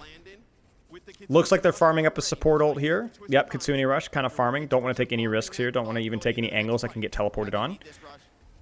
And then you can kind of see Alcad sees the change in posturing from TM and start to back up. Very strange teleport. Who were they clearing here? Who is up there? What the frick is that teleport? Yubi? Are we good? That wasn't even a bait to behind them to screw up their disengage. Very strange. I would prefer just not to use your teleport at all here. Around the high ground, and Twisted Mind sort of caught in the loop of chasing here, hunting for kills, but Qadsiah don't give them anything. This is crazy. There's the angle. Need to make something happen here. They need to step to the point. And Labda waiting for that. Is TM going to force point? Or are they going to brute force their teleport? Okay, so they're going to brute force teleport behind. Alcad flips to high ground. Oh. So much more patience here from Qadsiah. Opportunity to strike. So much more patience here from Qadsiah. Just RNG, man. Not even RNG, really. Just crap happens, man. It's a good teleport. They had Matrix, Suzu, the whole 9 yards, and they just didn't get it. It's a good teleport. Everybody from Qadsiah gonna hightail it out in that situation. So expecting Alcad to counterpush? I don't think Alcad would ever counterpush either in the D.Va versus Ram matchup, given the old situation. I think they'll continue to play Ring Around the Rosie until they need to, especially with point control. But I see what your point is. Qadsiah, though, Jake, not out of it just yet. 99% here on our first flashpoint. All 5 ultimates available here at the ready coming up. Double support ultimate for Take that one. They flip the map. pretty heavily if you are them. They can drop the point sim wall trade. Kitsune on the teleport. That's good. Kitsune for Kitsune. High noon is used. Sim wall is used. Teleport has been used, so there's not a lot of opportunity to reset up there. There's a teleport later. Gets people low. Ziad uses they have to use the beat because otherwise Ziad will die. Annihilation's really good in these devolve fights. So Diva Bomb is forced early. High Noon gets folks low. TVNT is low, and they should be able to win this one. That was pretty good from both teams, to be honest. That could have gone either way, really. Have been known to fight back in these scenarios before. Ziad wants to ensure that cannot happen, but Quartz is still standing tall. Yeah. So it's an aggressive push there from TM. They're just going to try to cause some chaos because the only ultimate that they're behind on. But the beat engage, TVNT is too low. Astro chooses not to beat. It's just a weird beat from Astro, really. I think that's the big mistake here. Like, TVNT is very clearly late. I think Astro's not confident on using beat here, and I think that's the mistake.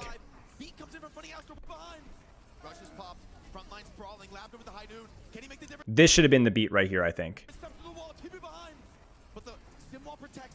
Like, I wouldn't have even waited for my Ramatra to pop Annihilation. Just use it.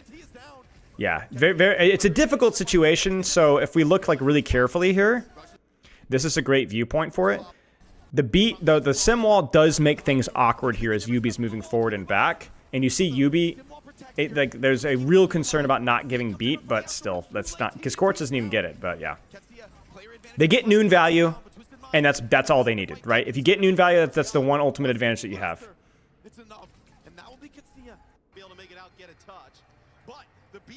Alcad loves that because that's probably one of Ramatra's better points for first fight. Well, I guess it depends because that verticality is okay, but yeah, like regardless, Alcad is happy to actually win an ult trade for once. Not been going their ways today. This is a really strong point, I think, for Diva. It's very easy to leverage things if you can use it well. Quartz has to be really careful with the teleport there. Ram has kind of the off angle here because he can't really be rushed on with teleport. Early pressure.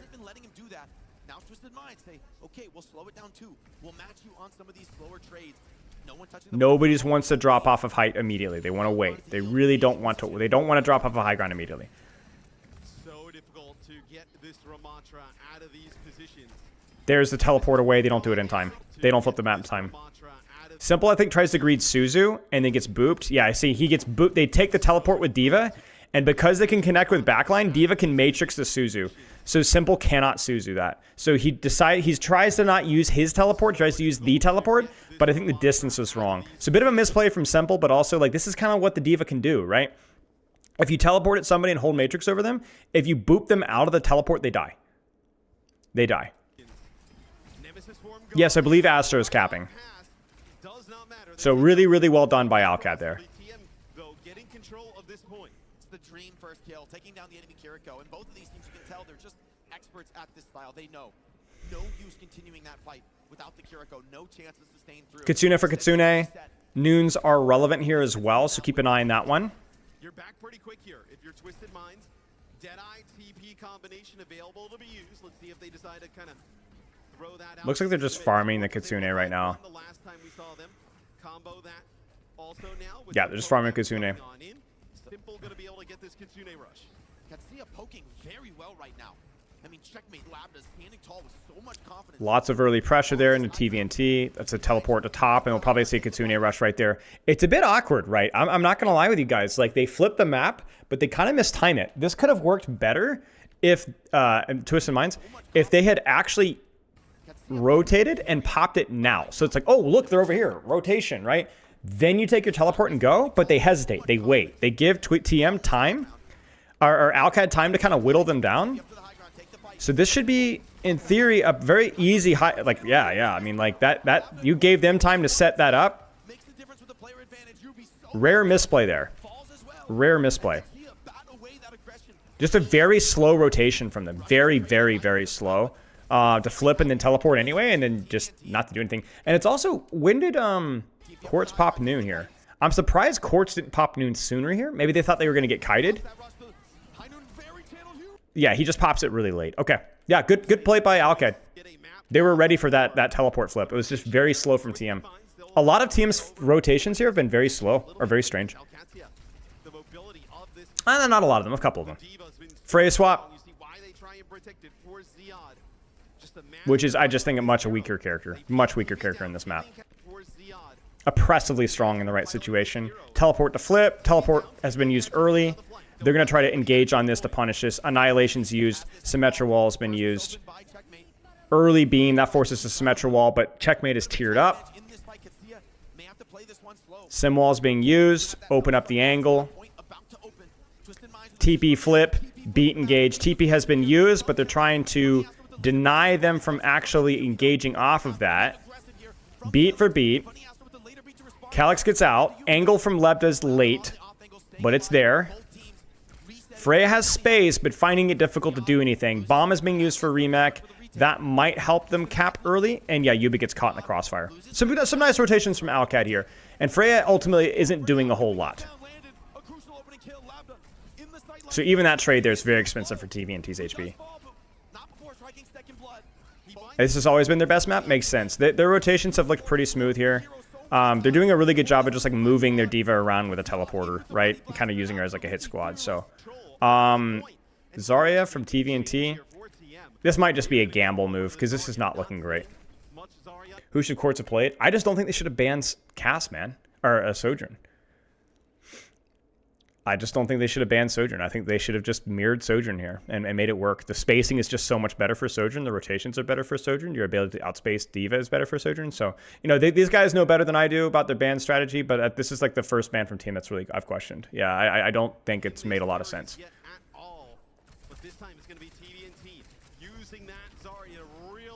I actually think the Zarya swap is fine because you're kind of just like you need a wild card, right? Whoa, what happens here? There's the rush. They flip the map. They get the squash. And then they just completely destroy the teleporter.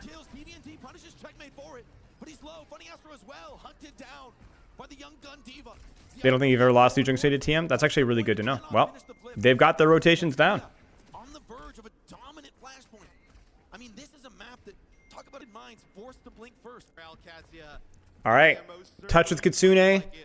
Sim wall coming up soon, which is an unbelievably powerful ultimate versus Zarya because it's really easy to kill Zarya during Sim wall. She doesn't have the sustain to live it with an uncontested Symmetra, and it's that should be it. Lots of zoning value. Zarya just explodes. GG's. Yeah. Alcad looks pretty good there. Like they looked better, a little bit more confident, but obviously just a very confident map for them. And unsurprisingly, the one point where whether through, you know, just, I mean, Quartz just was really quiet. I don't think Quartz was played badly. It's really, there wasn't really a hero or space advantage like there is when he's on Sojourn or Freya on a good map, you know? Just was all quiet, just rotations and layering, and that in many ways, I guess, simplified things just a little bit. There was a couple of strange teleports there from TM. Obviously, the late beat by Astra really hurt as well. But yeah. Yeah, so they just win the map.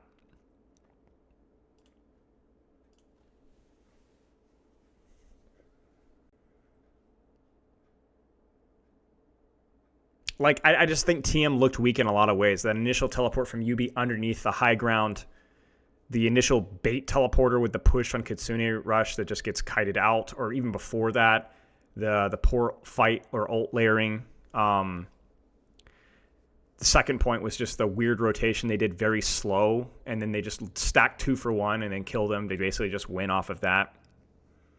And then the third point, the swap to Freya, that just didn't end up doing a whole lot. Okay. Alcad ban Wuyong. I think this one is probably a deliberate ban. I mean, they're running out of bans here in terms of protect bans. Like, you can't protect... Well, actually, it's TM first ban here, so never mind. That doesn't matter. So they're just going to ban Diva. Diva's really freaking good in this map. Verticality is way better in this map, so Diva is just by far the advantage here.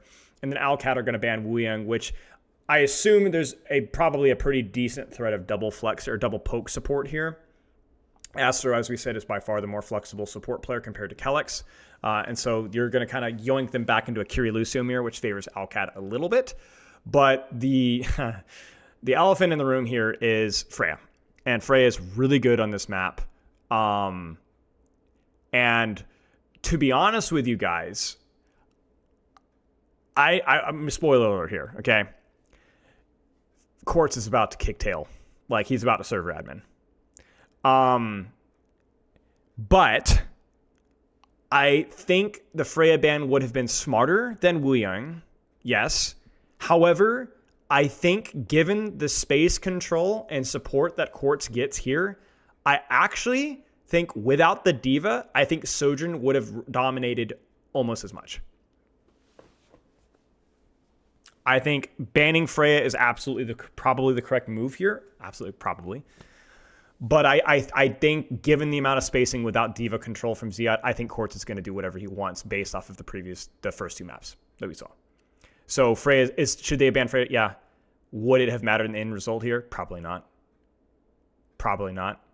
Yeah. Yeah, saving it Freya for a different map for sure. I mean, can they play Escort twice? I mean, you freaking need to ban Freya on, like, let's say Dorado, right? Or maybe even like a Blizzard World or something like that. Like you maybe you're thinking you can get away without the Freya here and save it later. We've already kind of seen. I think we've already seen that. We've seen some Sojourn problems here on other maps here, and we've seen that Alcat is willing to play the long game when it comes to bans here, which I think is not a bad strategy here. But yeah, second point is going to be a real problem. So, yeah, I don't know. I do agree that Freya is by far, I think probably more lethal on this map than Sojourn is, but this might just be that Alcat has to save the Freya ban or thinking about Freya ban later on. So, fair warning, this is going to be ugly. And remember we said the difference between Sojourn and Freya is Freya's consistent lethality, Sojourn's burst lethality. So it is really, really, really important that Lebda builds rail and sits on Quartz's head. He cannot let Quartz take angles. He cannot let Quartz take angles. He is the only person that can contest Quartz on that character. I don't know what's going on here. Like this is my problem here. This is my problem with what I'm seeing here. Do you see the problem with the setup? What's the problem with Alcad's setup? This is actually a great freeze frame right here. What's the problem with this setup? The problem with this setup here is how aggressive Ziad is holding space and how unbelievably passive Lebda is. There's just not enough damage here. Like, Lebda's angle is just unbelievably passive. He even gets shielded out. Now, I'm sure there's like a cooldown cycling problem as well. We've already established that Ziad's just like really good at Ram, but I think definitely the advantage here is more on the Diva. But like, if we're going to be holding here, you have to be ballsy, man. Like, you have to have a bit of an ego, you know? You got to be like, I can hold space, give me the resources, I'm not going to let their Ram do anything. And to be fair, Lebda does get the trade here, right? But there just has to be more punishment. There just isn't enough punishment, right? Like, it's like your Ram is holding the angle here, and like, that just can't be. That just can't be. Meanwhile, look at Quartz, man. Quartz is the one on the angle. He's not even getting a lot of pocket here, right? He's getting some healing here and there, and he's just completely uncontested on that lane. You cannot let Quartz hold this lane. You cannot let Quartz hold this lane. You cannot let Quartz hold this lane. He's 74% or whatever before the fight's over. Look at this, man. Is Symmetra the strongest here at the peak level? And the current strength of the character? Potentially, maybe? I don't know. The only person that can contest Quartz's lane and open up his own lane is Lebda. That's the only person. Oh my days. And they're just stuffing it, right? Do you see the aggression of TVNT, right? The aggression of TVNT is mirrored by Quartz aggressive angle here. Alcad, meanwhile, has to get out of the choke.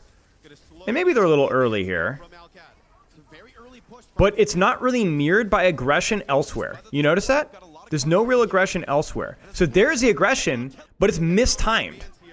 Because Lebda is going now. You can see it. So watch Lebda's ult charge here really fast. 66, 67, 68, 69, 70. Okay, there's pressure. But Alcad's already on the way out, which then means TVNT doesn't need Freya's support to continue to hold this lane by himself. Which then means Quartz can fully focus on the left lane and TVNT is just chilling. Dude, you guys, I'm not responding to that. So she's just 2v1, right? She gets, not even a 2v1. I mean, Quartz obviously gets help there, but it's just a mistimed pressure. Quartz literally gets his cake and eats it too, right? I don't know why I said literally. He gets a burn ram and then turn on the angle. It's mistimed pressure. It's mistimed. Horrifically mistimed. You cannot do that. You got to go 3, 2, 1, turn. 3, 2, 1, turn. 3, 2, 1, turn. Remember when we were listening to Owlcat play versus Crazy Raccoon and they did the comms check? That's not here. Slows the play down. It's not here. Into a final retake, but now very telegraphed. Quartz knows exactly where they're coming from. Again, it's just so mistimed. I know they're playing for the touch, but there's just no way. And there's checkmate going in after Ziad's already on the way out. Ziad's already dead. It's just, they're fricked, dude. No, I'm not repeating the last part. And they are just punishing Ziad as he tries to move into some of these chokes. The vortex in the mix after all that damage that comes down. Do you understand what I'm saying? It's 3, 2, 1, turn. 3, 2, 1, turn. You got to sink that pressure. You got to sink it, sink it, sink it. Especially when you're retaking. Luthwag, thank you for the sub. Not turn. It's not scouting. I'm not sure what you mean. Kellex is going to go out there, try and contest, stop that payload from moving. Does not even make it. Hit with a bola shot. Ram top. Look at this. I mean, retake here. washed it up here. Oh boy, this is going to be hard to retake. Yeah, I think they realize that. Maybe we should get a split push here. Want to push out of here. It feels so brutal. Yeah, they're coming down to the bottom right here. A wise decision. Maybe can path directly to the payload. Bypass this Twisted Minds high ground hold. TP out for now. So they teleport out, not to height, because that's kind of what Twisted Minds is expecting. Although I will say Aster's not there to boop it. They go underneath. They boop the engage. They Kitsune rush on point. This is okay. This is pretty good. It's all right. Yeah. See, they played in a location where Quartz was no longer set up to punish, right? So when they teleported underneath, the setup from TM was useless, right? So they teleported away from the angle. TVNT tries to punish, but then he ends up getting punished. If you don't know where enemy is, you can't TP or fight. They're fighting with a Freya being on a kill angle. I'm not sure I understand what you're saying. I'm saying when you're retaking, you know that they're set up to punish a choke. So whatever choke that you walk out of with your split, you cannot walk out of the split with your ram going first and then backing up and then your angle pushing out. It has to be synchronized. Hit me with a 230 ad break and I had to resup. Now, if you want to do a 3-2-1 as 5, so if you go back to here, if you want to do a 3-2-1 walk out as 5, then you need to go 3-2-1, walk out, ram shield, teleport instantly to billboard, flip the map.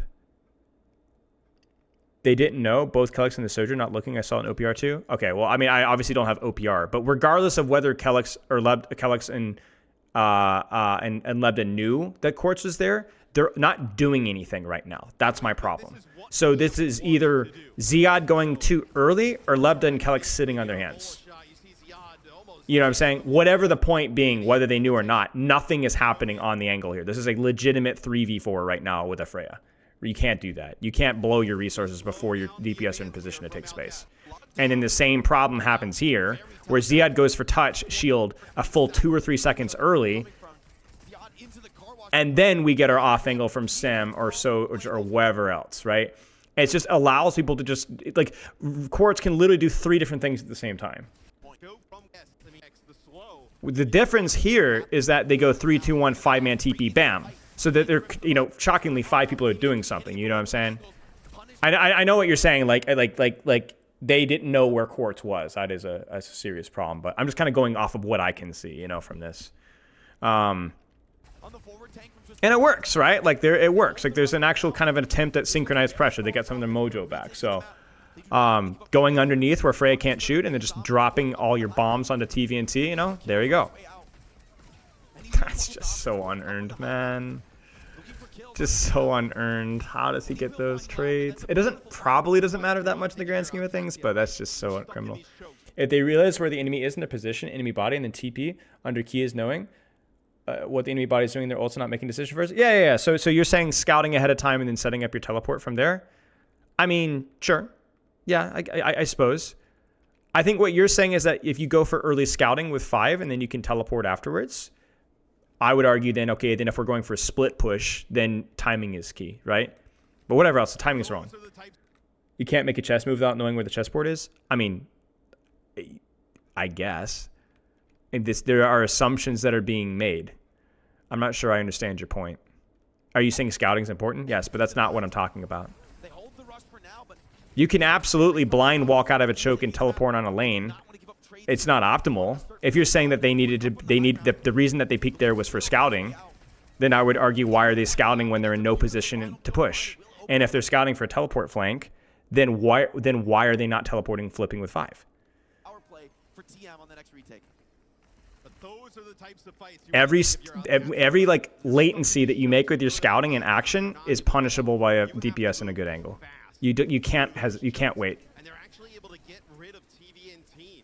Now the rush comes in. I feel like this is just a classic like Twitch chat conversation where like we probably are saying the same things and just not understanding each other. Now an unanswered TVNT's got the annihilation team. Okay, so Quartz on the angle with Lucio pocket.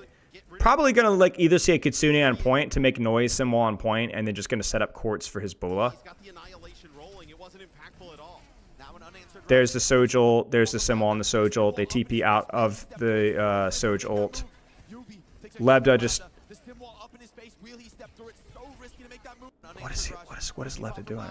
The stim wall up in his face. Will he step through it? So risky to make that Did you guys see what I'm saying? Lebda looks so scared. risk coming through that. But the stim wall zones them away for Like it just. There's so much fear here. You know what I'm saying? Like, now an unanswered rush. Soj ult's popped. Simwall's used in response. Okay.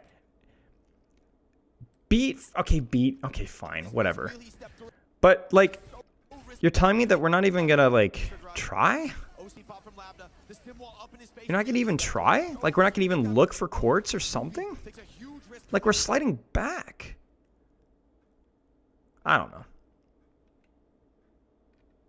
I understand there's an active Kitsune rush and maybe he doesn't want to, but like, don't tell me that Quartz would slide out that soon and then drop off of high ground. There's just no way. There's just no way. Quartz, maybe the optimal play would be to slide back here, but in no way, shape, or form is it to drop, right? Them away for now. Qadsiah playing To go underneath, right? No way. wall out. No way, right? Deployed. Qadsiah staying alive. Now it's their turn. Popping the stim Simwall's used to deny height. That allows Leb to retake the space. So there's an opportunity there. Happy to have this position. Do they retake space with that? They teleport away from it. They flip the height. Control of this high ground. They're not There's the looking at Quartz. That's okay. You have the cart. The map is Bola's used. Beat's used to keep alive. Beat for beat. Point is flipped. Do they still hold space? Punishment on Quartz. Punishment on Quartz. Lebda takes height. Nice job. Qadsiah, since it's their turn, stepping up, putting the pressure onto his DM. Lebda takes top. Doesn't get resources. Does get resources, but does he drop? So there's like a really important moment here Denying some of this aggression is now. where Lebda goes top here. Since it's their turn. But I think there's just too much resource being thrown here. I don't know. Like I think, okay, so like this is where like we've talked a lot about like the push pull and like the EMEA teleport flips and stuff like that. And this particular situation, I think what Alcad struggles with is in these moments where like this is just dive or poke or whatever you want to call it. It's just angles. It's all it is angles right now. There's no push pull. There's no support ults. There's no DPS ults. There's too many mobile. We need to play to support your DPS on height. Stepping up, And in these moments, putting the pressure on. I just have so much more confidence in team's capability of putting resources into that. Not to mention, I mean, even literally resources like throwing teleport or turrets on top, right? I mean, for crying out loud, right? And then Quartz goes top, Lebda goes top. One of them has support, right? One of them does not. And that's it. You know, like that's it. Putting the pressure onto his DM. That's it. The high ground control means everything to Labda's You know, so Lebda has to drop. damage from So can you guess who's on high ground right now? and it's this tool Right? so incredibly Can you guess who's on top? Quartz though cannot get And can you guess who's getting support right now? You know? Like we could talk about Lebda being a choker all you want, for sure. Okay, fine. But who's up here right now? Right? Do you see it? clean up. Angle OP. It's this tool on the high ground feels so important. Labda, Quartz, And that's it. Right? That's all the resources taken away. Free angle. Ziad's paying the price. Now, Ziad's had a couple of unnecessary deaths for sure. Like, I look at this situation here, stepping up. and I really don't like Ziad deep peeking with his shield here. It's their turn. He needs to kind of disengage and give up more space than he is right now. He's kind of forcing it on Cart. That feels like an unnecessary error. He's just taking so much damage, right? Like, what are we doing here, right? So definitely some mechanical errors from Ziad there, right? But, like, there's a support in Hitscan that won high ground, and there's a support in Hitscan that didn't. Quartz, old friends, now enemies across the You know? And then we're fricked. Goodbye. You're not clutching this. I don't know why we're hopping Kitsune Rush here. It's not happening. A healthy TVNT will clean this up, and it's Quartz on the high ground, undeterred. I mean, he is just uncontested up there on the high ground. Just kind of vomiting damage down. Nope. Onto Nope, nope, nope, nope, nope, nope. Can't do that. Second point here for Twisted Minds. As they're going to ditch that Soch. You can't do it. So they definitely want to play a little, Especially as we come into this inside. I don't mind the cast here. It's all right. I think Sojourn is fine, but okay, what happens here? This inside portion of the map. I mean, They rush the point. They teleport flank to flip, which I actually think is okay. They get a pretty decent vortex, but Freya still has. So Freya gets caught in the rotation here. The counter pick working for now. The rush out from Simple. But denying the movement of the card can't hold it any. Oh no! What a vortex from TVNT. So they kind of get clumped up here, and I don't think they have Suzu anymore. And then they get the off-angle pincer, and then Kellex and Checkmate both get vortex and pinched. That's unfortunate. That feels like that shouldn't have happened given the opening pick that they had there. Even if that did cost resources, that sucks. I actually think the flip here from Alcad's pretty nice. But yeah, I mean, to be fair, Simple did pop Kitsune, so maybe that's a little bit unfair of me to say. Unfortunate. Draining a few of these key team fight ultimates. Yeah, but looking to make a hold on Route 66 last point. the sim wall here is going to be crazy in terms Cass has such insane, consistent burst potential here, right? More so than any of the other two, Sojourn or Freya, at this range, right? There's the sim wall.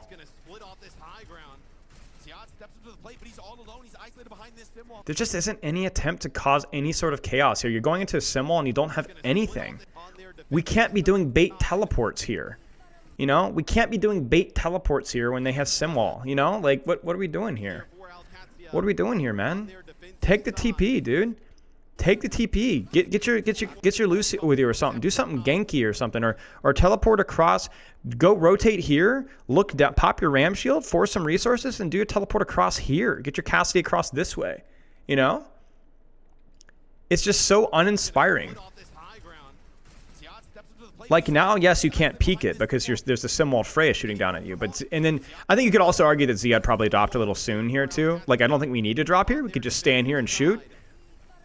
But man, it's just I can count on one thumb the number of times I felt like Alcat in these either neutral or light ultimate situations have had a better DPS position.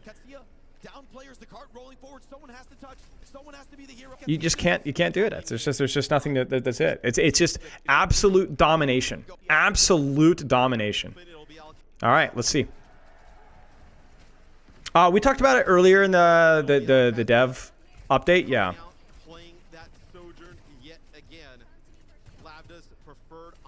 So swinging wide.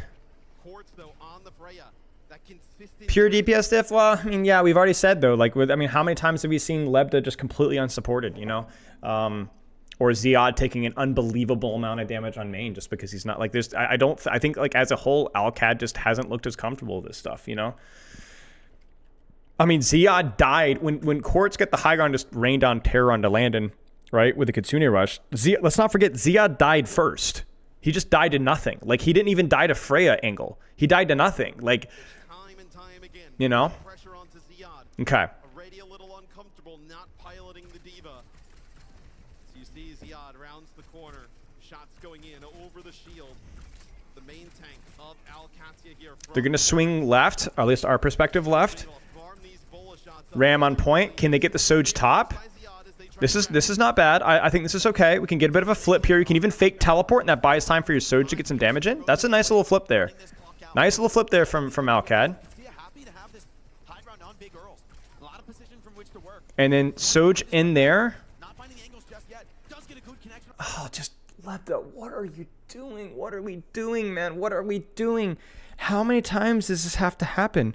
Okay, this one is Lebda's fault. So Lebda goes here and then flips to the left, which I think probably should just have stayed. I don't know why he rotates away from there. Maybe there's fear of the teleporter. But yeah, he goes inside here. This is his lane here. I don't know why he chooses this lane. I probably prefer Sem or something along those lines, controlling this lane instead. But you kind of need the more open lane here, build your rail, and just pop the Frey out of the sky. Whatever, okay? Like, we can sit here and split hairs, whatever. Fine. But he's got the lane. He opens his lane and walks onto the floor and dies. It's like what he did in King's Row first defense. Do you remember that? Why is... So Kellex crosses the lane to help him. That's kind of a setup mistake. Whatever. Stuff happens in these... But what are we doing? He didn't just leave the corner. He walked onto the floor. What are we doing? It's the same mistake they did in King's Row. Why? What are you doing? Probably thought he wasn't being supported, but it doesn't matter. You hold the lane. This is way more lethal to be here. He's full HP. So yes, the support may have come there earlier, but like, honestly, I don't even think that's necessarily true. I don't know why he's here. Hold the lane, man. Or if you're gonna flip, like, then flip across to the other high ground, and you have to use your slide for that if you have it. Like, you can't just drop and walk. Horrific, man. Complete unforced error there. And then now, I mean, now we know what's gonna happen now. Raid boss, you know, uncontested. You just cannot do this. You can't do that. Complete unforced error. Complete unforced error, man. It's just tragic, man. I don't understand that. There's something must have happened there. I just don't know. And from what I know, Leptis Frey is just not up to par with Quartz either. So, you know, we can go, maybe Frey is the better character. Maybe you just have to force it. So I actually think the Frey swap is fine here. Because you don't have to be better on the character for it to be a justifiable pick. But let's see. Probably should have held that top. They're going to flip. Good shot. Good shot. Good shot. Nice. Good stuff. Now, can we raid boss? Oh, I'm going to lose it, guys. I'm just so disappointed. You did the one thing. You got handed a fight win right now. So what do you need to do? What did Quartz do in this exact same situation? Hold the lane. Even if you hold it. You're gonna die. It's right. better to die stalling well, on an angle than to overcommit and die for it. No. I mean, yeah. I mean, yeah. Basically, sure.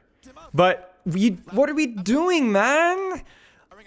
What are you doing? Where's the Kiri? Where's the Sim? Where's the Lucio? Immediately look for backliners here. You have the height angle for free. We give up the angle, back up, and shoot a blocking ram. This is, by the way, the TVNT Ziad diff, maybe here. Just press the block harder, right? But you literally gave up your lane here for free. And again, I want to highlight here, if you look carefully, I don't think anybody from Alcad is holding this space anymore. They kill the Freya, the only person that can contest them here.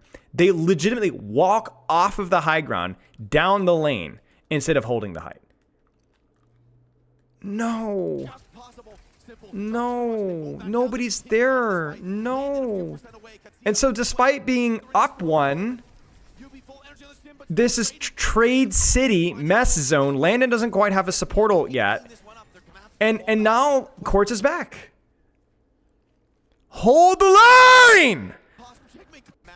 You won the duel. You got support. Your teleport was better. The Vortex, the Sem TP turrets. Wow, my days. They just gave up all the space. I actually wonder, is there anybody on... There is one person on the floor. It's just horrific, man. Inexcusable at this level from these teams. Inexcusable. Both finding kills in this fight.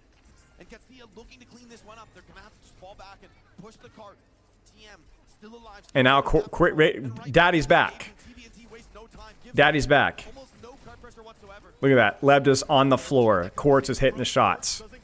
You can't possibly, you can't win duels like that. You know what I'm saying? Like it's not even a condemnation of his mechanics. You can't win duels like this.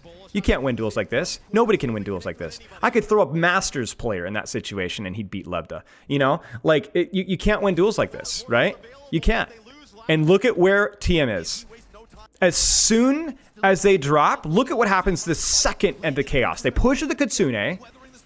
They get the trade. Look at where TVNT is moving towards. Height. Look at where the rotation is. Right back to height. Go back, take the position. And then as this fight stabilizes, 4v4, by the way, look at where Twisted Minds is. Look at where they are. Look at that. And Ziad tries to go back. Nope, nope, nope, nope, nope, nope, nope, nope. Sit down. Sit down. Know your place, trash. On the floor. Quartz is king. Right? This is a team thing. This is obviously, we've criticized Lebda, but this is a very much a team problem here. And TVNT's so freaking good at living. Holy crap. Like, I'm not gonna even lie with you guys. He goes in with the annihilation there. They shield him off. They start to pressure. He shields himself off, tucks inside the corner of the Kitsune Rush, vortexes himself, and just hides. Just buy time. Live. Crazy, man. Crazy. Crazy, crazy, crazy. Insanity. Beat, Simwall, Freya ult. Alright, what do we got here? Teleport, shield for teleport, flip. Quartz has to leave. Can they track Quartz? Oh! He's just insane, dude. No hesitation. Just immediately rotate, flip the map, go underneath, find a different angle. He's got scouting because of the perk as well. And he just goes. Bam. Instant death. No support on that angle initially, by the way. Now he gets the support, and then now he's just egoing. So Alcat actually gets the height, but they don't mark the flanks from underneath, and so they almost get punished for it. Wow, look at that. Lebda beating up on Quartz. And crazy. I wonder what the difference in their situation is. So how is TM going to retake space here?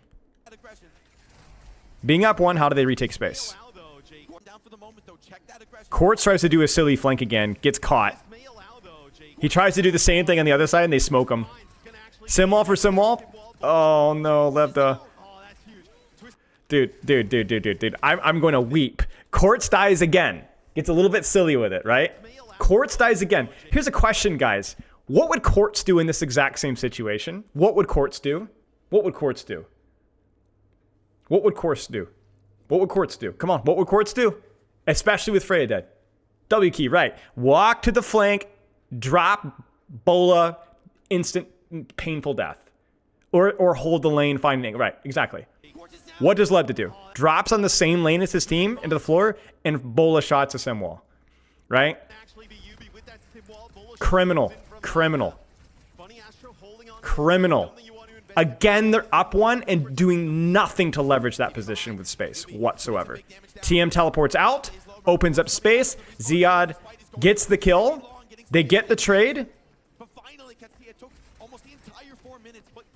But just, oh my gosh. It's so messy, man. All right, how are TM going to retake this?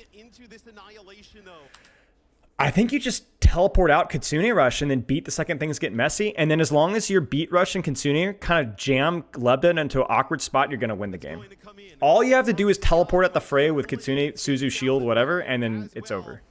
Quartz getting dangerously close to that bola shot. We've seen time and time again. He drops those right on top. They don't even, they bait the TP, walk to point. Kitsune Rush on point. I actually don't really like this plan from TM here. I think with the superior support ult, you can just brute force high ground, and in 8 seconds left, Ziad cannot live. I think this gives Lebda the opportunity to clutch it, because there isn't really anything stopping. And yeah, there it is. There it is. I don't even know where Lebda is right now. Very strange choice from TM to just go to run to point. There it is. All right.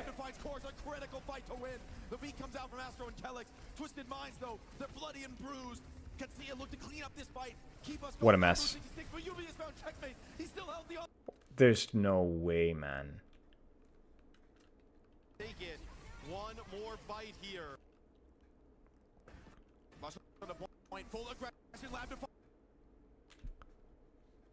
I did not watch the end of this map, so I knew that Alcad lost, but I did not know what.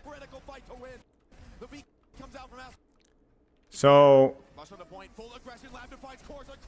the beat comes in, Simple's low.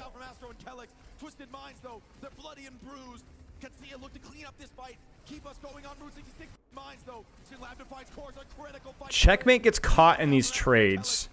That teleport's a little shallow. Maybe they're over-focusing TVNT? I don't know, man. Like, I don't know. Like, this is just, like, you look at this and you're just like, there's no way, right? I mean, Lebda doesn't really hit a whole lot of shots as well, and you can tell that I think that I'm pretty sure he's shooting the Freya as well, or shooting the Ram as well. So it's really hard to know what's happened, but like in these Deval fights, but there's just no way that, I don't know. Hard to say. Lebda was uncontested and was unable to secure anything. Maybe that's the biggest thing to point out. That's just criminal, man. Just criminal. Just criminal. All right.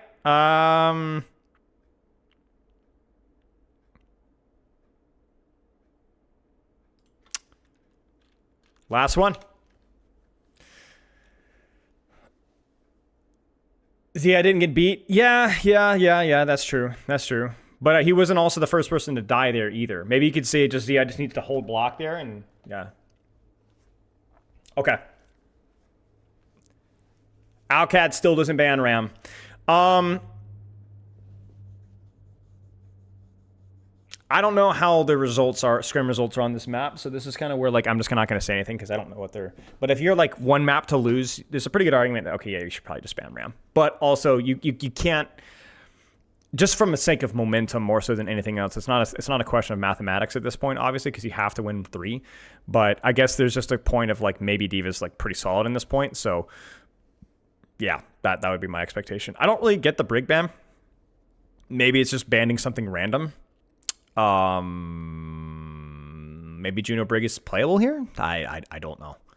But again, we're just in a situation where, like, I don't see Alcad's advantage here, really. Besides Kiriluso, maybe. So, yeah, Zodiel. I was just thinking of Zodiel, right? Those solo flanks. Yeah. Okay. All right. Well, that was just a Quartz masterclass, man. Like, it just, not even really a masterclass. Maybe that's a little bit too much glazing. Just, he's uncontested. He gets support. He rewards you for the support that he gets. Lebda sometimes gets support, usually doesn't, and then does not reward you for the support and just acts coward. At least this particular match is very cowardly. Expecting a Wuyang banning Brig makes that harder into the D.Va. So you're saying you would run Brig Wuyang here? I guess you could say Juno Brig would be fine into the D.Va here. Yeah, maybe it must be a Juno Brig into D.Va thing. Must be. Interesting. Yeah, I mean, it's fair. It's fair. Yeah. Qadsiah, can they find this boa constrictor feeling, just playing it slow, grinding out the cooldowns? TM swings wide. Remember, they can brute force any angle that they want with Ram versus D.Va. D.Va has to avoid and wrap and bait, flank, and angle. Fake teleport, just applying a little bit of pressure early. They're going to respond to that. They're going to mark that angle, break that teleport. Both teams real low off of that. Big disruptor shot. I want to highlight again just how poorly optimized visually disruptor shot is right now. I've given them feedback for this 3 or 4 times, and so it's still really hard to see. I know visual clutter is a thing, but it's a lethal clutter. It should be more visual, and yeah. So I'm just hoping that they fix that at some point. It's kind of annoying. Weird teleporter there. Oh, it's for his Ram. It's for his Ram. It's a little off place, but yeah. So Alcad's just gonna run it down. I think they see teleport, and that's their cue for setting up an angle off of their yeah. So they do they TP Sem D.Va onto backline, and then Soj stays behind. I like this from Alcad, actually. I really do. They see teleporter. They know their window for an angle. Remember, teleporter is your angle in this comp a lot of the time, and then they just immediately go in and they just get out, right? And yes, it was risky, but you got the trade that you needed here. Like, Checkmate dies. What does Checkmate even die to? Yeah, it's a little unfortunate. The only problem here is that Calyx gets caught on that rotation. I don't really know if I like Calyx going all the way in with them. I think they could have played that one a little bit more patiently. Just hit squad with your D.Va Sem, off angle, and then go from there. But it's still good enough, maybe. As long as the guy can live, it's good enough. Oh no. Okay, I think we're okay. I think we're okay. No! Okay, I think we're fine. Shoot. Holy crap, that was stressful. Oh, yeah. Pretty good play from Alcad, yeah. There's the teleport flip. They get the vortex. Oh no, Kellex. No, Kellex is getting caught in rotation. Kellex goes for the boop on teleport, then gets vortex, I'm pretty sure. Where is Kellex? He's top right. Yeah, he just gets teleported on and doesn't get out. The Suzu, I don't know if it would have hit him or not, but you can't do that. Like, you can't die on teleport. You can't die on teleport. You have to be faster than that. That's like the skill check for these teams. So, unforced error there.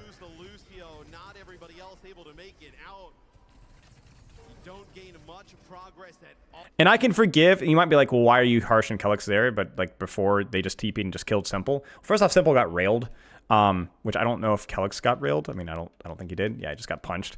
But the other thing as well is it's like, in that situation here, it's like the first thing you're thinking of. It's like, where are they going to teleport for retake? And the only thing you have to do is not die.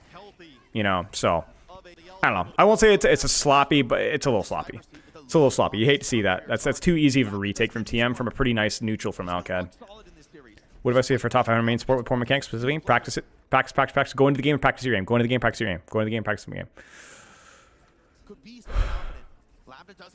Practice your aim. Go in and put your attention onto where your crosshair is aiming and so on, and nothing else. That and consistency of play. It looks like they're playing slow for beat because they know this is going to beat layering fight. Okay, let's see what we got here.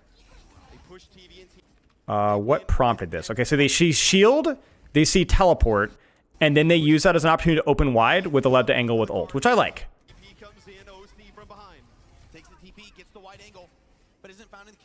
Okay.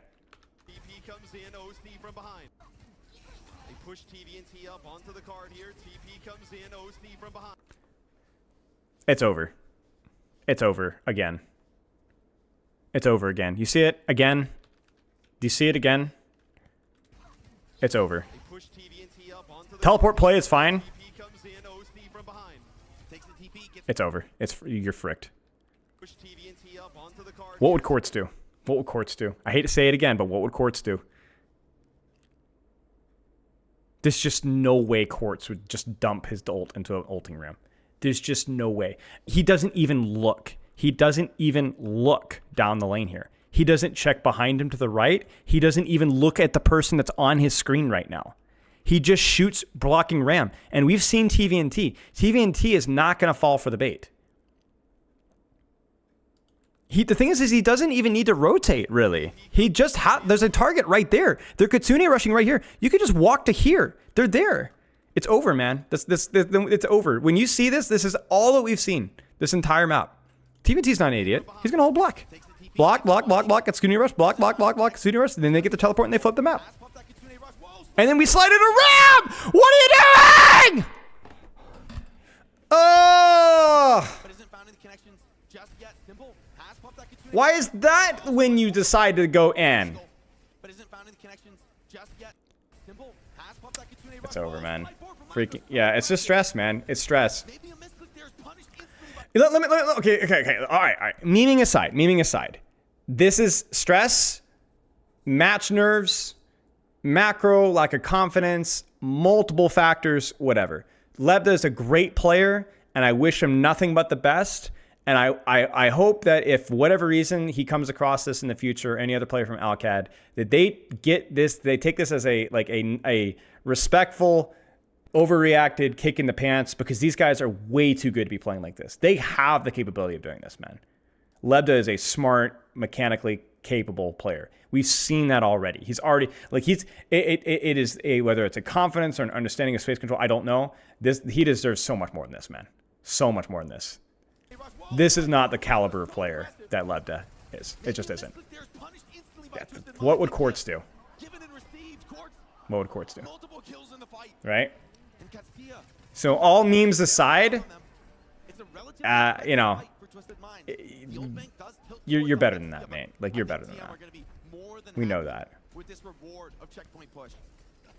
You think Quartz is the best DPS in the world right now? Probably, yeah.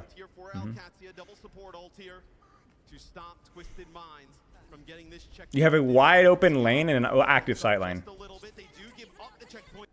And this is another moment as well. just a little bit. They do So I know give up the checkpoint. They we've seen teleport here and ram shield, and that's generally a pretty good cue for using a support ult in these situations because it means it's going to be harder to disengage. But while we're spreading the blame around a little bit here, look at the positioning from Alcad right now. Why are we Qadsiah rushing Landon? Landon is a phenomenal player and incredibly smart. Probably the best Western flex support, I think. But what are we doing? As soon as I saw this, I was like, dude, what is going on? This is not Alcad right here. Look at the gap between Landon and backline and then the people that they're ulting for. Look at the gap. This is the easiest ult to kite in the world. And they didn't even have the cooldowns for it. Look at that. It's just a rare mistake from Alcad. Like, Alcad, like, let me clarify this. Alcad, I don't think, has made this mistake once almost this entire tournament. I bet somebody could probably dig up a Qadsiah rush that wasn't super well placed. Probably at some point in the tournament. But this doesn't, it hasn't happened. As bad as they've played today, there's not been a single Qadsiah rush like this. And yet, here we go. This is just, yeah. It's just snowballing. It's snowballing. Just walk away. That reminds me of like elimination stage or like of the 2022 Grand Finals with Dallas Fuel with the Kiriko Qadsiah rushing. Like some of the really bad teams popping their Kiriko ult. That's way too early, you know. And the worst part about it is your position with Lebda definitely improves. But it's not even like good enough, right? What happens to Yubi here? Wait, what the frick is Yubi doing? Yubi? Yubi a little off in the beat timing there. There's your Violet moment right there. Yubi goes in at the complete wrong time with the beat engage, so that's a miscommunication there.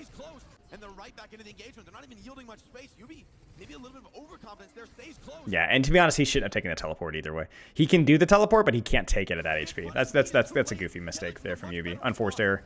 I think they got ironically a little excited how badly that fight went. Ooh, TVNT. I do not like that. I do not like that at all. Wow, this is very sloppy from both teams here. This entire fight was a train wreck from both teams. What do you think of GK bans versus Alcad? I didn't see them. I missed a lot of this tournament. Cap. Simwall advantage, a little bit of Soj ult advantage. This should be a free wide flip for Lebda. Could even just use Simwall to guarantee cap. It's fine. Teleport used, disruptor shot, ram shield. You should Simwall this right now. There it is. Then Lebda swings wide. Would have liked to have gotten a trade here. There's definitely an opportunity there, but it's a good teleport out from Twisted Minds. But then Yubi gets caught in the... Where does Yubi? I don't know where Yubi is. Maybe he was flipped inside. A couple of shots there. But yeah, that was a... Even if Twisted Minds just pieces out, that's a very expensive kite for Twisted Minds there. And so even if they would have gotten capped. So that was a good Simwall. Good little flip there from Alcad. Kai, I don't think so. I think the gap between Genji and some of these two teams is probably fairly large enough to where they probably wouldn't have done so well. They would have done better than some of the other teams here as well, for sure, but yeah. This looks like a posture of kiting from Alcad. This looks like a Qadsiah rush kite. Because you can tell like how Lebda's positioned, like they're looking to disengage here, and Checkmate's just waiting to teleport out on the angle. D.Va drops. Teleports used backwards. This is very strange. Very strange engage from Alcad. They're going to use the Soj ult here, but there's nothing to shoot, and then Ziad goes behind a wall. So actually, ironically, Ziad getting ulted there, booped there, might have been good for him. But the difference is that Ziad actually dies. Can you guys tell me why Ziad dies here? So this is a very strange ult plan, but it works. But do you want to know why? Look at the checkmate angle here. So the pocket's there from Landon. And then that's it. So that's unironically where shooting Ram actually works when you can get him to turn his back, right? Really good angle there from Checkmate. Can they get one more? They need to get one more. It's not a clean fight win. Delivering a heroic performance when it was needed most. And TM now falling behind. They may have more better maps in this series. Yeah, I think Genji got scammed a little bit, but I also think Genji kind of played poorly as well. Kitsune rush, Kitsune rush, Kitsune, sim angle. Really hard to go uphill. Yubi takes the TP. Gets a little bit far from his TP, and I think it gets booped and isolated. Yeah, that's a mistake from Yubi. Pretty nice play there from Ziad there. Quartz catches Lebda, but they end up punishing him for it. Annihilation's used, Diva Bomb is used, TP Bomb almost works. It's a good attempt. And you have to be happy with this trade, Alcat. Even if you lose this, you're trading Tank Colt for Tank Colt, and you just need to full out. You need to full out. You need to full out. You need to full out. You need to full out. You need to full out. Oh, no. What a poor kite. Again, just unforced errors. This has gone fine for Alcat. Like, they got some decent trades. They got another 10, 15 meters. Ram ult for Diva Bomb is a fine trade. It's just, they just didn't get out, man. They just didn't get out. Like, just, and now it's going to mean one, and it's going to mean another. Unfortunate. Very sloppy reset. Yeah, Checkmate is really good at TP Bomb. They are, I think, just really, really good at that. It's really nice to watch. Unfortunate because Alcat should already be fighting here, and they should probably stop the bad respawn from going away as well. Okay. Early OC, but honestly, you kind of have to pop something here. You really don't want to pop your beat early for sure. And Simwall would probably be too easy to kite, so let's see what they do. They isolate Ziad. I'm telling you guys, I'm just telling you, what would Quartz do? He gets the support, he gets the speed, and he gets the double slide, and then the team comes flying in to help him out. That's the difference right there. He pops the ult, and he deepens. He pops the ult, and he deepens when given the opportunity. That's the difference right there. Hitting that shot or not is sometimes not, I won't say luck, it's skill, but it may or may not always happen, but it's the right play. Huge, huge, huge, huge pick there. Huge pick there. A little bit of a strange amp, but teleport is really dangerous. Understandable. Looking for a beat layer. Sim ult's used. Sim ult needs to be used patiently. That used a sim ult in response. Ziad is kind of getting melted here, so they actually back off the sim ult trade because they're just kind of standing on main and shooting at Ram. So they need to be really careful. Beat is used. I don't know what cues this beetle, but it might have been like Vortex Shield or Teleport. Probably Teleport. There's beat for beat. They flip the map. And this is where Lebda has to pop off. Because this is where the great equalizer is such that Lebda's angle is better than Quartz's angle because of the map flip. Checkmate dies. Checkmate ends up getting caught in the open. And you can even see it from Lebda, right? So Lebda building rail. Oh, Landon. Yeah, the map flip wasn't smooth. And I wonder if they... Both Lucios looking to have the better beat. Qadsiah go first. Funny ass with the better response. Quartz just barely gets the beat in time. But still they're chasing him. Still they're hunting for more. UB finds checkmate. Yeah, Landon screws up there. Landon needed to be able to hold that high angle and be able to keep himself alive. That feels unfortunate. Still pushing this cart. And if they retake this lead now, Matt, it's dire straits for Qadsiah. Luck is when opportunity meets preparation. Yeah. I know there's one more player here though. Kellex trying to get out of harm's way. That's going to be the Kitsune rush. They're going to try to match it. Kitsune comes in too late. Ram just has so much staying presence on point here. So much damage, especially when your Diva's or your Symmetra's pre-ramped. This is over, man. This is over. It's too late to look at backline, my friend. Too late. Looking to complete this map.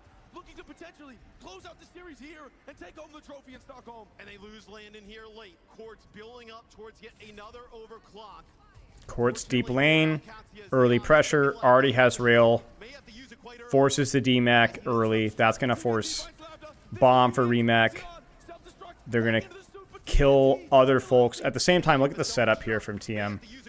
So they have Sim TP deep with Ram. They actually leave cart entirely. They don't even care about cart. They get the trade and they just get out. It's over. Just doesn't care. Just doesn't care, man. Quartz deserves the MVP. MVP for sure. Absolutely deserves the MVP.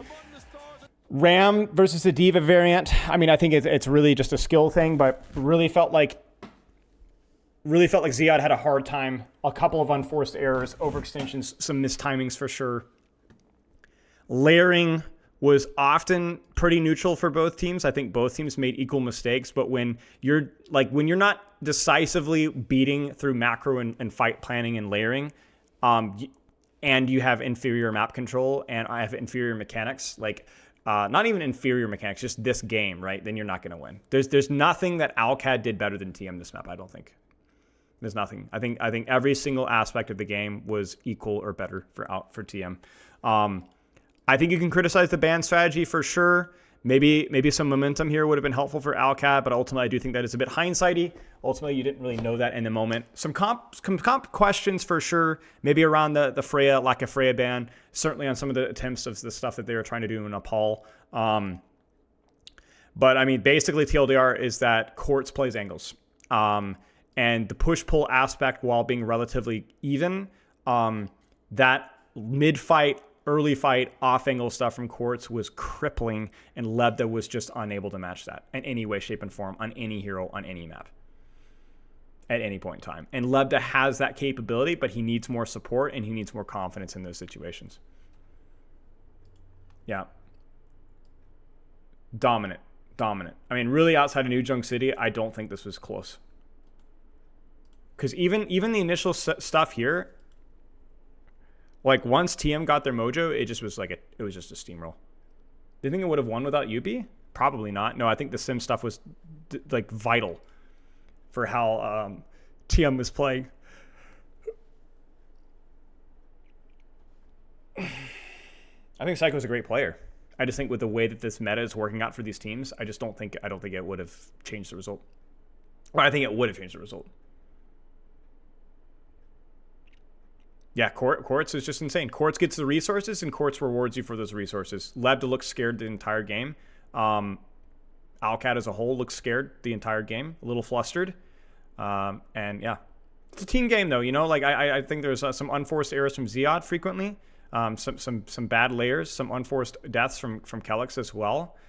Landon had a couple of beefs as well. I mean, I don't think anybody played perfectly or played super trash.